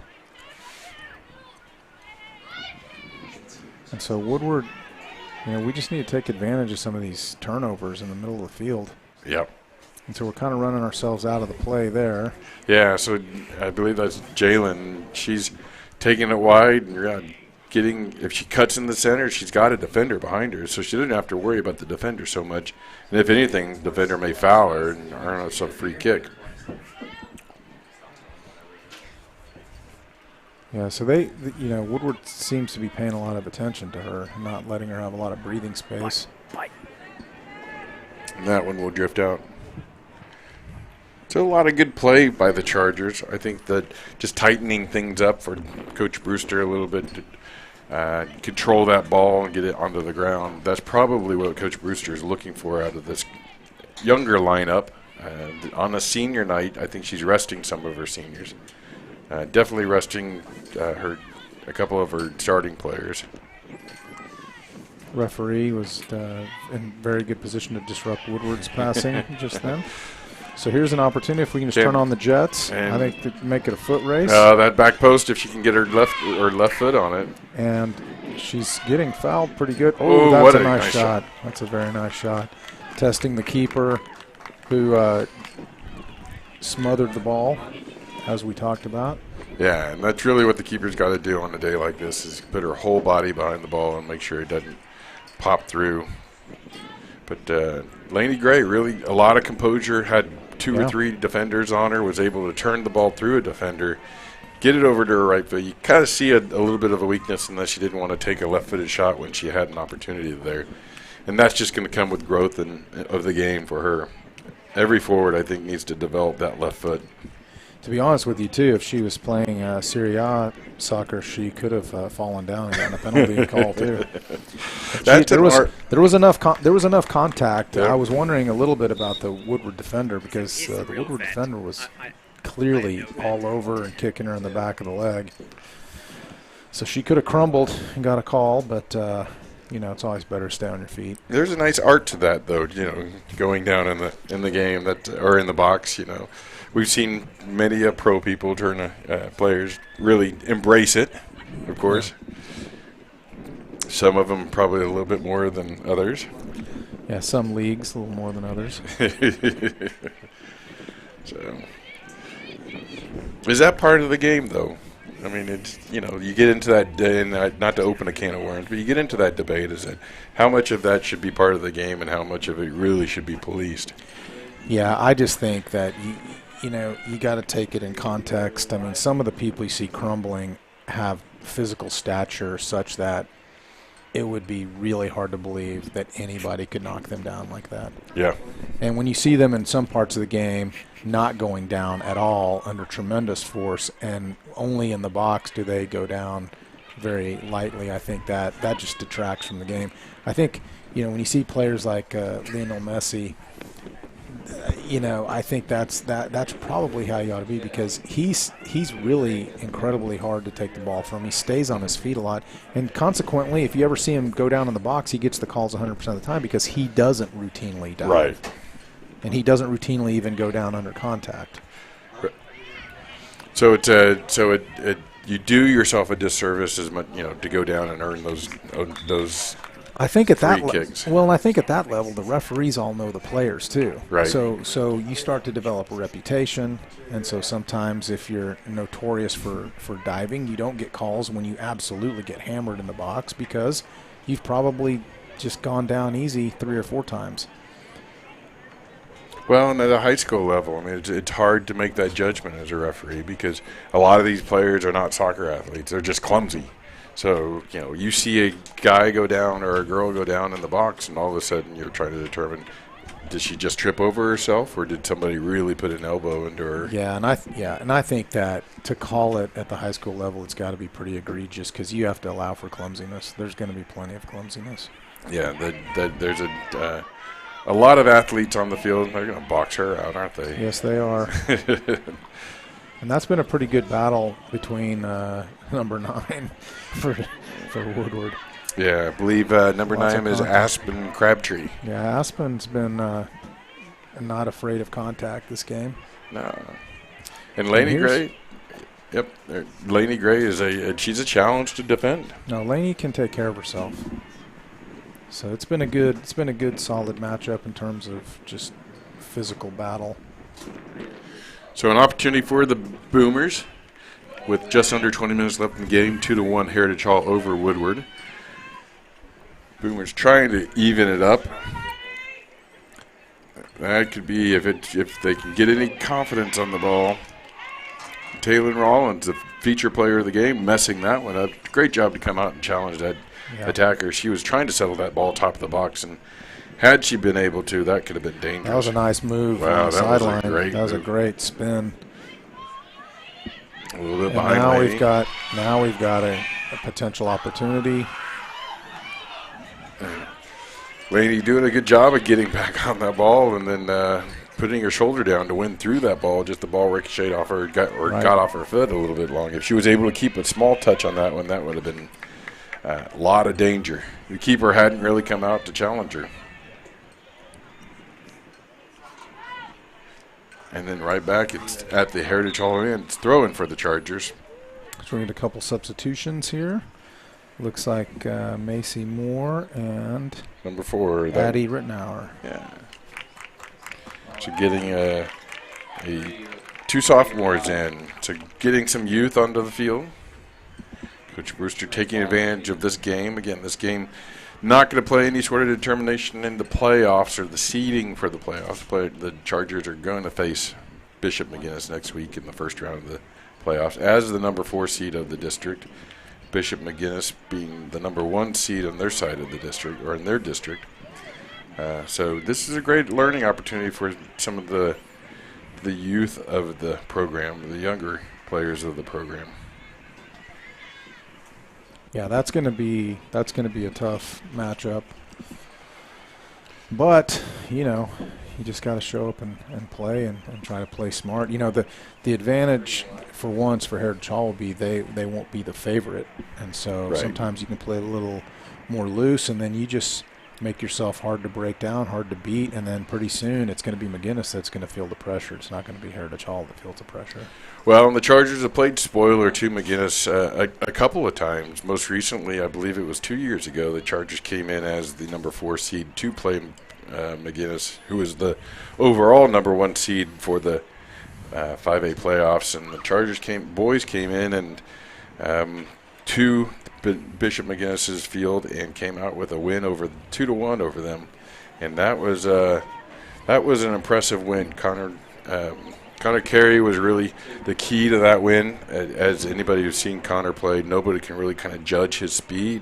He got behind the defense a couple of times, much similar to the way that the number 3 for Woodward, Ivy, has been doing. Yeah. And it's hard to match up against him. And they came in and spoiled the number 1 seeded Bishop McGinnis for those playoffs. Yeah, and I don't think McGinnis is going to be completely thrilled to draw Heritage Hall as a 4 seed, but they're tough and they know what they're doing, and they've had a great season, so it'll be a good matchup.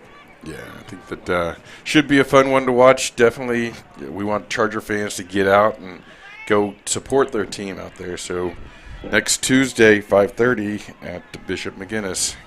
Check them out. So the linesman over here obviously is not calling it his type, because it looked like the Woodward forward was at least a step off. But, of course, my eyes aren't getting any better either, so who knows. Well, he's enjoying the game. He is enjoying it. He's enjoying the clock continuing to run. That's right. Enjoying the activity on the far side. He's it's a nice little game to watch. Yeah, 2-1's tenuous, though. I would have never predicted with 15 minutes left in the game that it would still be 2-1, but not the way things started out. Yeah. Given the atmosphere, given the quality of the field and the touch, yeah, definitely. I think we were both expecting there to be at least another goal, one for either for the Chargers or to even it up by the Boomers. Maybe even a 3-2, 4-2 type game. And it's kind of just not stalemated, but evened out the second half. So we've got a sub for Woodward. It looks like Ivy's coming back in. Ivy's coming back. Not sure why she ever got taken out, but I'm not the coach. Had to rest a little bit. I guess. A couple of players not necessarily on the same page there, but Chargers will get to do the throw and take it through and take advantage of it. Yeah, so it looks like the Woodward team's pretty young too. They've got it looks predominantly sophomore, junior. Yeah. I'm not sure how big Woodward is. I can't imagine that they're that much bigger than Heritage Hall is, if they are at all. So the size of the school, I think, is bigger. Well, they're 4. Yeah, I mean, I think because we forget that Heritage Hall is playing punching above their weight due to state championships, right? Right. Not due to size. Right. Because if we just use size, then Jinx should be 26A by now. And, they should be in the NFL at this point. Exactly. Yeah. What time do we just? At what point do you just call it Jinx Community College instead of Jinx High School? Yeah. So a corner kick for the Chargers went through the box, across the face of the goal. No one was able to really capitalize on it, but the Chargers keeping pressure on the Boomers up here. Yeah, somebody needs to just take a shot. Yeah, you got to warn the keeper getting a little bit chilly, maybe they're a little bit stale. Here's an opportunity. Can she get her? That's a driving. Yeah, if that was on frame, that could have been a lot of trouble. Well, and it skipped just a few feet in front of the keeper. Keeper wasn't necessarily sure how to handle it, so good thought by Jalen. Yeah, and it skipped kind of like well, I would say, if anyone out there listening, you'd have to be at least as old as us to remember Pete Sampras. But, those serves when they hit the grass court, and then it just picks up a lot of speed. That ball, picked up a considerable amount of speed after it hit the ground. So I think if it would have been on frame, it would have been a tough save for the keeper. Yep. And I don't think she would have handled it cleanly. And I think, and not to say that critically, I don't think anybody would have handled it cleanly. Right. Because it had a little top spin on it. So Layla Nassar taking her opportunity, hitting it wide. So the Boomers get goal kick, try to put it back into play. And Layla's got it again. Yeah. She lays it off. Trying to get that was a good idea. Yeah. That was a good idea. A lot of traffic from Woodward, but a great idea. I like it so much better when the player takes some time, puts it on the ground, looks for that pass, try to get that pass through. That'll pay dividends the more that they practice that than just kicking it over. Which part of high school soccer is the long ball. That's just the way the team play. Tried Coach Brewster's move Laney Gray toward the back, so putting that speed in the back to try to maybe match up with. Yeah, and we've seen that a lot in the second half this year. Mm-hmm. She tends to do that in the second half to neutralize whatever threat there seems to be on the other side.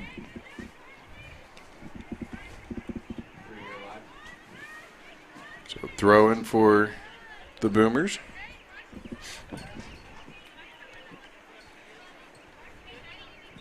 There we go. Had to make a sub. Deep throw into the center.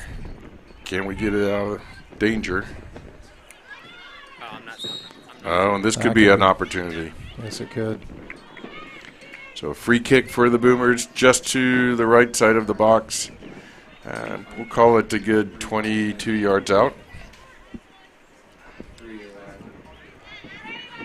So here, do you put it on goal or do you put it back post? Where do you stick this one? You know, I would say put it back post, but if you've got enough foot, you might as well try it. I don't think there's anything wrong. See, we have to determine an MVP, or we get to determine an MVP. Uh-huh. So Woodward is and that one just wide. Yeah, but she looked like she had plenty of foot on it, so not a bad decision to go on frame. So as you talk about MVPs for this game itself, you have to take in consideration. So looks like Jalen Johnson got the second goal. The work rate of Laney Gray, got to consider that. A lot of steps. Lena Wilson had the first goal in her follow-up. Laney, you kind of feel like Laney Gray was. I mean, she has the 2 assists on both of the goals, so she was certainly contributing in a big way that way. So. Or you just go with Elena Wilson because she's a senior. That's right. I don't think there's anything wrong with that. She started the scoring run. And she's played pretty much the entire game. She has. I'm trying to remember a time that she came out, and I'm not sure that I know. A little bit of an offsides there. I think that one was pretty apparent. Yes. Had that player not even engaged the ball, then we would have been in trouble because I think everybody stopped. Yes. That was kind of a late flag, too, but I guess he wanted to make sure that he got it correct. Yeah. I'm going to assume that was the reason. There you go. He was enjoying the game, though. So Woodward's coming right at us again. And that is going to be a dangerous ball. Oh, she lost her touch. She did. A little bit of a collision at the end, but yeah, if she had kept a lighter touch on that defender was swinging over to challenge, and their star forward Ivy would have been free right in the center of the box. I think if she would have had a lighter touch and was able to slot that across, that would have been it would be 2-2. Throw into the box. Defense looking to clear it out. Just almost did. Still under pressure, though. And that'll be a free kick from the outside of the box. Not playing the advantage. Mm-mm. Not sure how Woodward's coach feels about that, but... Well, he gets a free kick from the outside, so almost like a corner kick. Just shortened corner kick. Brought his defender up to take the... And you could almost swing this one in. Watch for that top corner. We've got a distinctive height advantage for Woodward over here at the far post, number 16. Yeah. Watch her on that back post. Setting up the wall, so player will look to swing it in. It could be trouble. That's dangerous. Yeah, nobody really there on the back post. One player was playing off, one went inside the back post. Ball split the difference, so it'll end up being a goal kick for the Chargers now to danger. Yeah, hard to understand why the person that's a head shorter was the one that went in. Yeah. The taller one stayed back, but that's okay. Well, the learning curve is still even on your last day of soccer in the season. So Mary Ellen Showalter is going to get a chance to roam around in the middle of the field a little bit. So with just under 7 minutes left in the game itself, it's 2-1 Chargers over the Woodward Boomers. Heritage Hall scoring twice early on in the game. Boomers able to come in and even it up right before halftime, or add their own goal right before halftime, not even it up. And then it's second half has been just kind of even. Chargers have challenged for most of the second half. The Boomers are starting to put a little bit more pressure on the Chargers now, testing that defense. But overall, you'd have to say this is one of those games that the Premier League announcers would say is a nice championship game. Yeah. So it's not a lot of real technical, high quality action, but competitive. Yep. A bit of drama. I mean, it's a 1-goal game. It's a 1-goal game.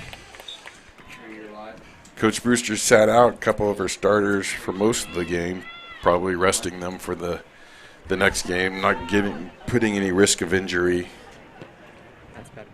And that certainly has made a difference to the play on the field.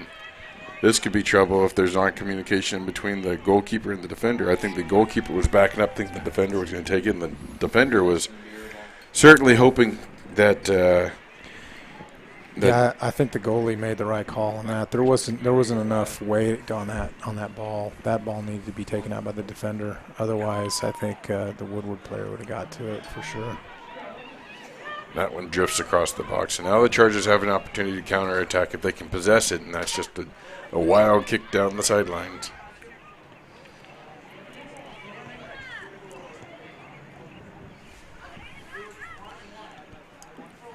You can tell a little bit of the youth on the field. Not really connecting on those passes, but this is where they learn. Sub for Heritage Hall. Macy English coming in. And is that blood? It looks like there's blood from Laney's mouth.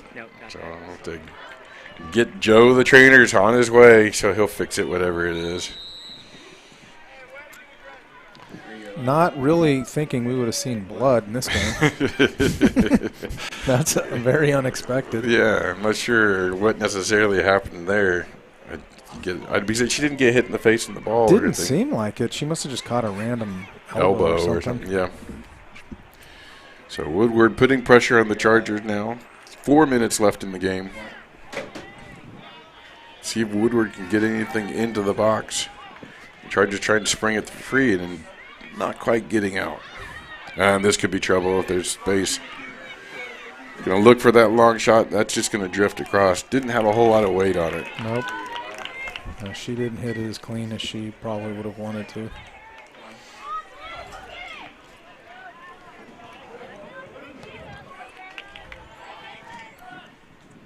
Almost got to it. So the Chargers 3 minutes away from the playoffs. High school playoffs, always a fun time of the year. Should be an exciting tournament for the Chargers. The great thing about the Heritage Hall Girls program is they're consistent players in the playoffs. Been a long time since they weren't part of the postseason. Right. So, and Coach Brewster's, 3 minutes and change away from her 81st victory in her coaching career? There's not a whole lot of coaches that can rack up those number of wins.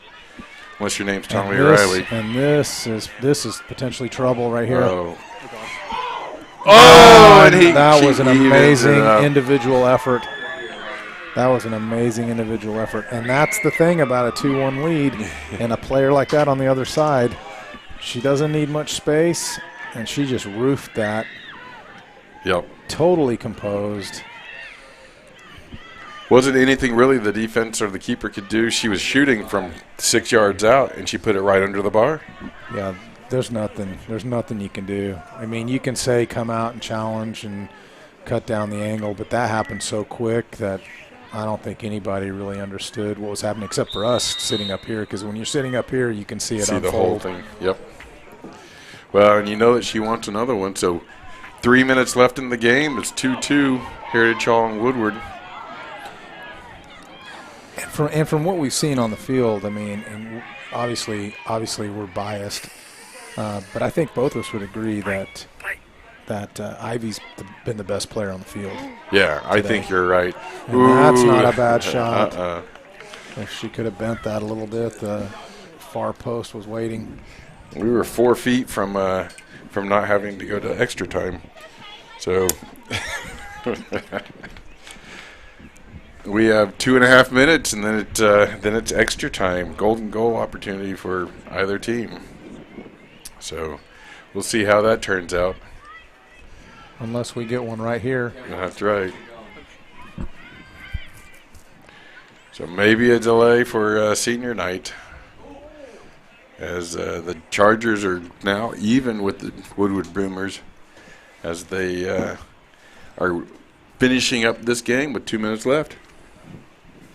So can the Chargers put something together to be able to get out of this one with the win rather than taking it to extra time? And in extra time, you just never know. Fatigue kicks in, and one mistake costs you. Exactly, and one breakdown. And no one's paying attention to the fact that he called it offsides. And he's been told to put his flag back down by the ref. Oh, that's good.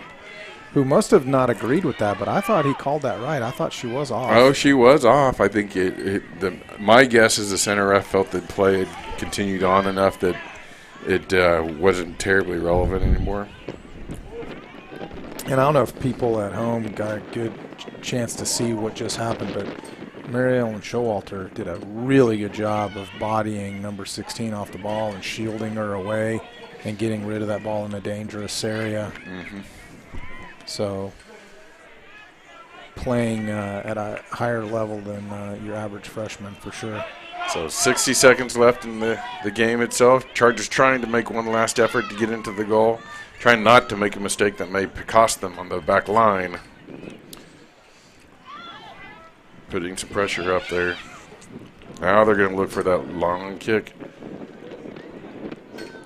Chargers just going to play it around the Woodward Boomers. 30 seconds.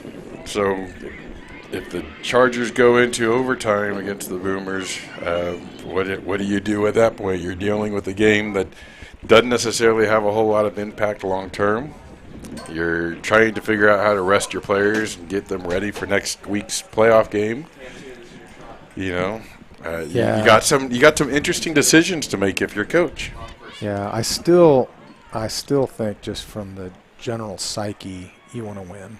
Yep, matter of momentum, and that will do it. 2-2, Chargers. Looks like it'll be extra time unless they've agreed. I can't. No, we'll see what happens here now. Unless they've agreed, go straight to a PK. Yeah, no kidding. You never know.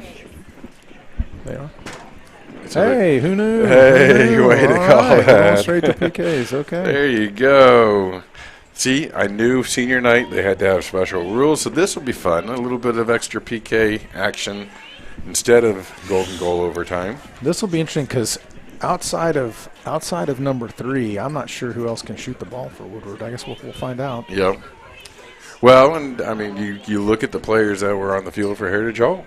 I mean, you've been sitting out your stars. You're not going to bring them in for the PKs themselves, so it should be an interesting one. But I would fancy Layla to make her shot. I would fancy Jalen. Laney was off though. I don't know if she can come back on to take a shot because she wasn't on the field. That part, that's a good point. That's a good point. I think Ellie Lewis probably. Yeah. All right, we're going to see who gets chosen. This is probably really the best way to do it, though. There's no point in having that at extra time. Yeah. When it means nothing. You don't need the extra mileage if you're Heritage Hall, and but you still want to try to win. Now you want the momentum. Yeah, so now you have that opportunity. And hey, practicing PKs is not a bad thing because we've seen plenty of high school playoff games that go to PKs. Yep, that is certainly true, and especially if you're in a playoff contention and and you're really playing solid defense, that makes a difference. Mm-hmm. So it looks like they will take the PKs on the left side of the field to everybody.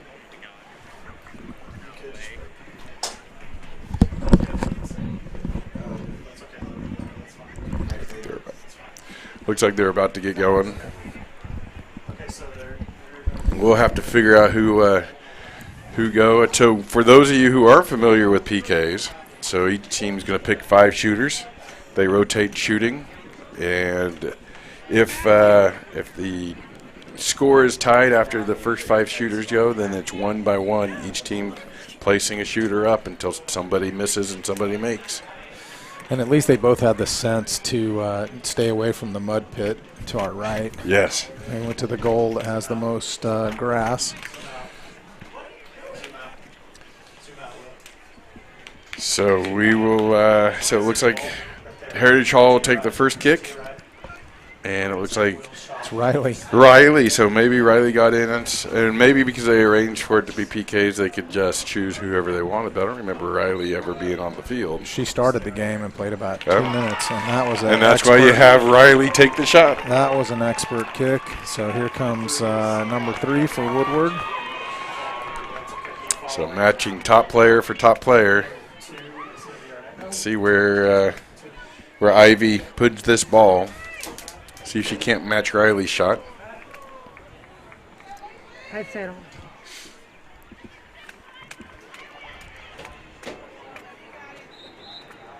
She steps up, and it gets Avery. saved. Great save by Avery. Nice.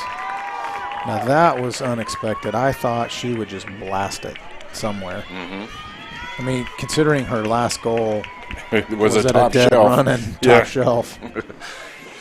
So, but then again, I don't know that anyone's too broken up on either side about how this ends. Exactly. So Avery with the huge save. Chargers up 1 shot. Jalen Johnson up on her shot. And she puts it over. It is a nice field goal, though. Yeah, that's right. She was solid. Extra point. And that's why you do this. The nerves, you get under that ball, and it's so much easier to shank it, especially, as you're trying to put it top corner. If you're trying to pick out a place where the keeper can't get to it, because one of the keepers just proved that she can get to a ball low. Yeah. Now it's going to drive everybody up. Again, you can treat this like a practice session, so no need to worry too much about missing it. So number 4, I believe, is Carly Hensall. And great she puts shot. It so Carly puts it to the right. So it's evened up, 1-1 for the Chargers.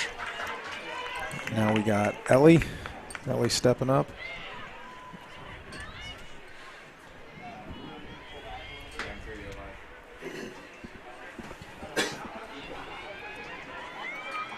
So the goalkeeper is Emily Nelson for the Boomers. I think Ellie's going to go to her right with this. Nope, she went to the left. Nice. Come She across her tucked it body. in. Yep. Tucked it in very nicely. Very calm about it. Good job by Ellie.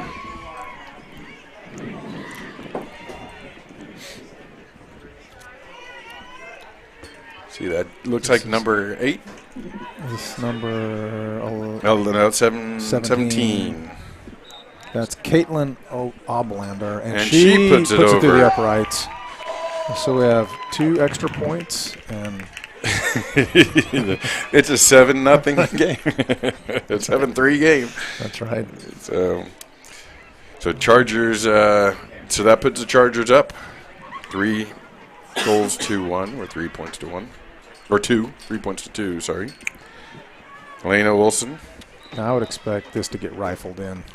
Oh, and a great save by the keeper, Emily. And I think she just guessed right on that one. Yep, she guessed right. And I think Elena got over the top of it. I don't know that she was necessarily trying to drive it on the ground. No, we've seen her hit the ball a lot harder than that, so I think she didn't hit it as clean as she would like, and I think the goalie just made the right decision diving. So as number 15 steps up here. Peyton Koch. Yeah, so Peyton steps up here and puts it off the just like you'd expect, off the post. And so at what point in a game like this where you're just having fun do you try one of the cheeky down the middle a chip down the going middle? Yeah, I mean, if it was a boys' game, I'd say it probably happened. For a girls' game, I'm not sure that happened. Yeah.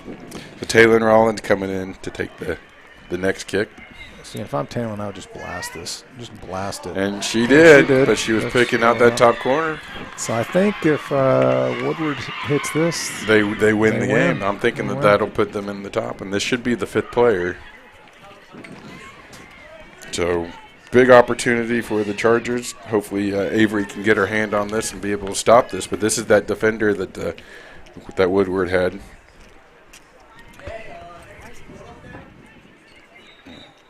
So this is for the game, and it gets saved. Save. Oh, so Heritage Hall lives to fight another day. So I think that was Kat Ververak. I'm going to butcher her name, but sorry. So Avery Brown is going to step up now. So this is kind of played out exactly as we saw. Yeah, exactly. Exactly.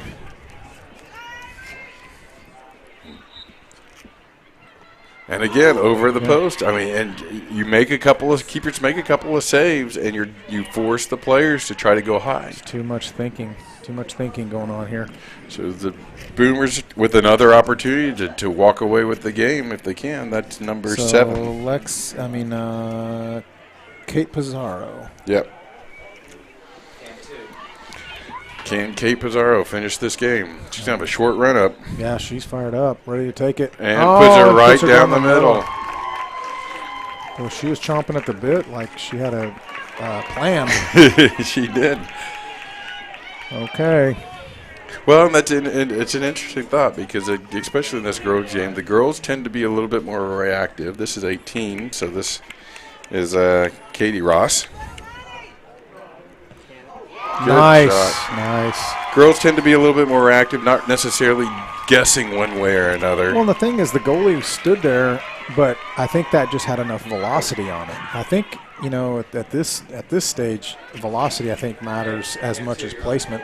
Mm-hmm. All right. So, number 9, Aspen Crabtree.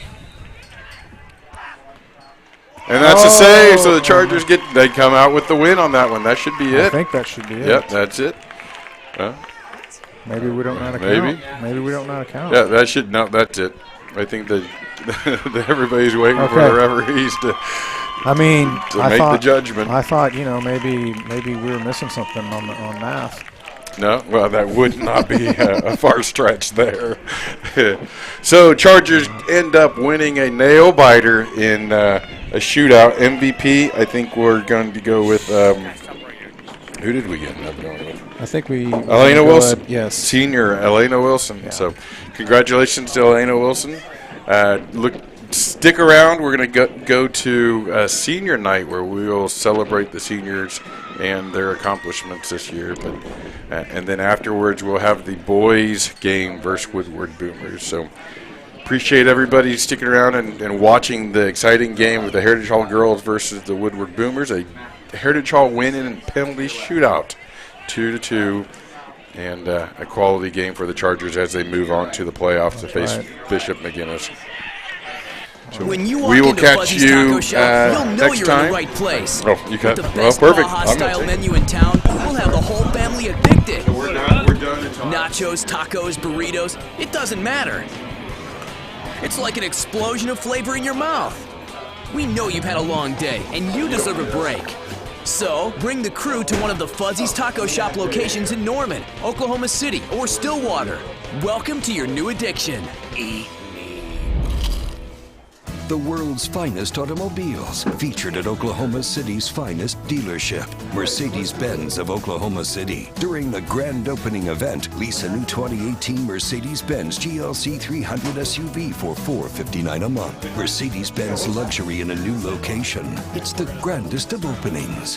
Hi, I'm Todd Bondy, operating partner at Mercedes-Benz of Oklahoma City, and I'd like to personally invite you to the grand opening of our brand new state-of-the-art facility in Edmond off the Broadway extension.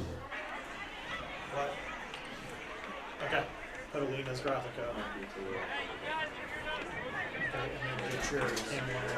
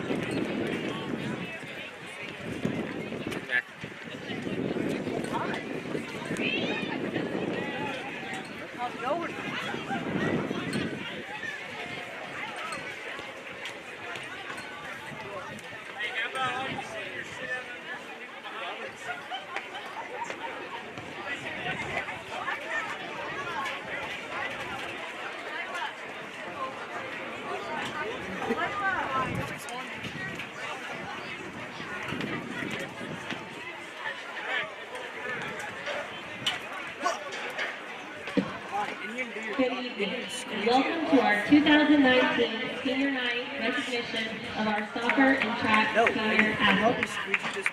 We will begin with our track ceremony. First, we have Tori Collison. Tori is the daughter of Mike and Stephanie Collison and a heritage hall.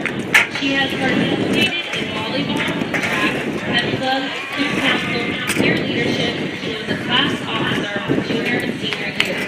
Tori's list of awards and honors include Challenge Scholar, Cum Laude, National Honor Society, Blue Alpha Theta, and Spanish Honor Society. She will attend Oklahoma State University this fall. Tori would like to thank Coach Trent, Clifton, and Sullivan, as well as Dr. Winston. Senior Tori Collison. Next, we have Jason McDaniel. Jason is the son of Michael and Martina McDaniel and has attended Heritage Hall since the 3rd grade. He has participated in football, basketball, track, wrestling, and diversity sports. Jason's list of honors includes honorable, most valuable, charter prize, even player of the year, even lineman of the year, special teams player of the year, and he is a 6-time state champion. He will attend Emporia State University to play football and major in business management. He would like to thank Coach Sully, Coach Clifton, and Coach Prince. Senior Jacob McDaniel. Our next senior is Billy Ross Jr. Billy is the son of Lois Ross who has attended Heritage Hall since 8th grade. He has participated in football, basketball, and track.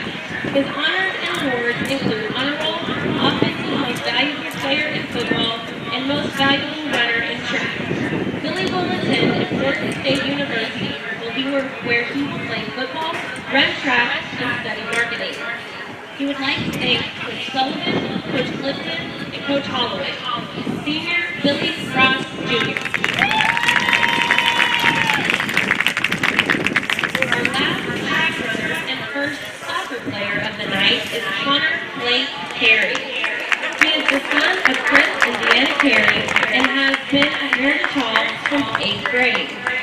Connor has participated in basketball, football, track, and soccer, is a member of Blue Alpha Theta, National Honor Society, and Headmasters List.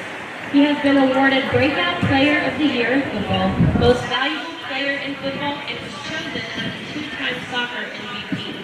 Connor will attend the United States Air Force Academy, where he will play football and major in medical field.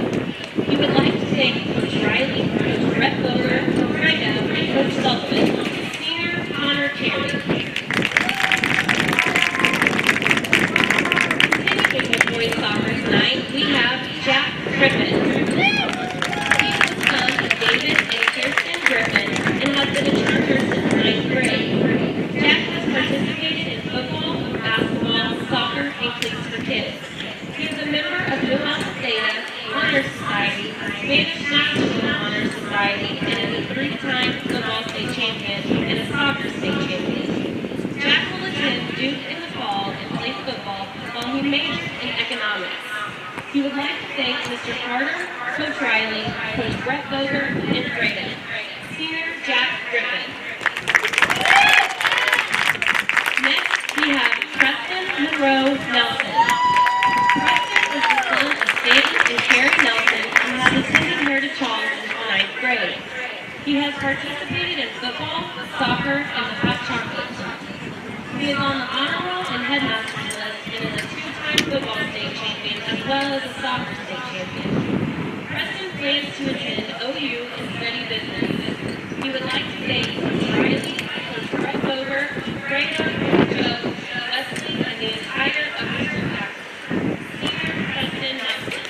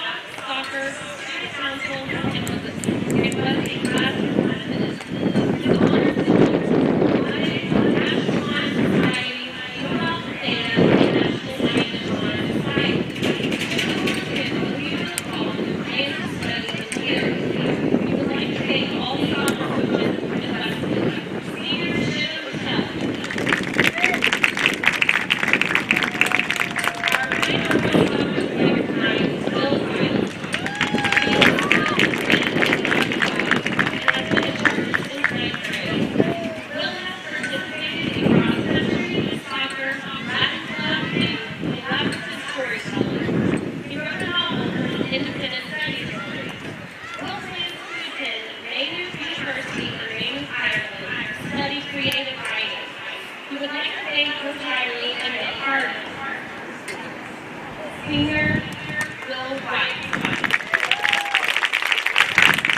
Now we'll recognize our girls' soccer team. We will begin with Riley Orton. And in the early childhood, she has participated in soccer, basketball, volleyball, hot chocolate club, and she is on the honor roll as the most improved volleyball player, defensive player of the year in soccer, as well as the night. Riley will attend Rogers State University, where she will play soccer and will be committed. She would like to thank Woodward, LP, Tommy, Coach Bailey, Ms. Forrest, Mrs. Terry, and Uncle Kelly. Senior Riley Gordon. Next is Taylor Rollins. Alicia Rollins and Travis Rollins. She has been a junior since 6th grade and has participated in volleyball, soccer, art club, diversity club, Western Village Club, Judo Club, CrossFit, peer leadership, and service learning club. Caitlin is a member of National Honor Society, French Honor Society, is on the honor roll, and received the Presidential Service Award. She plans to attend the University of Central Oklahoma and study early childhood education. Caitlin would like to thank Brewster and LP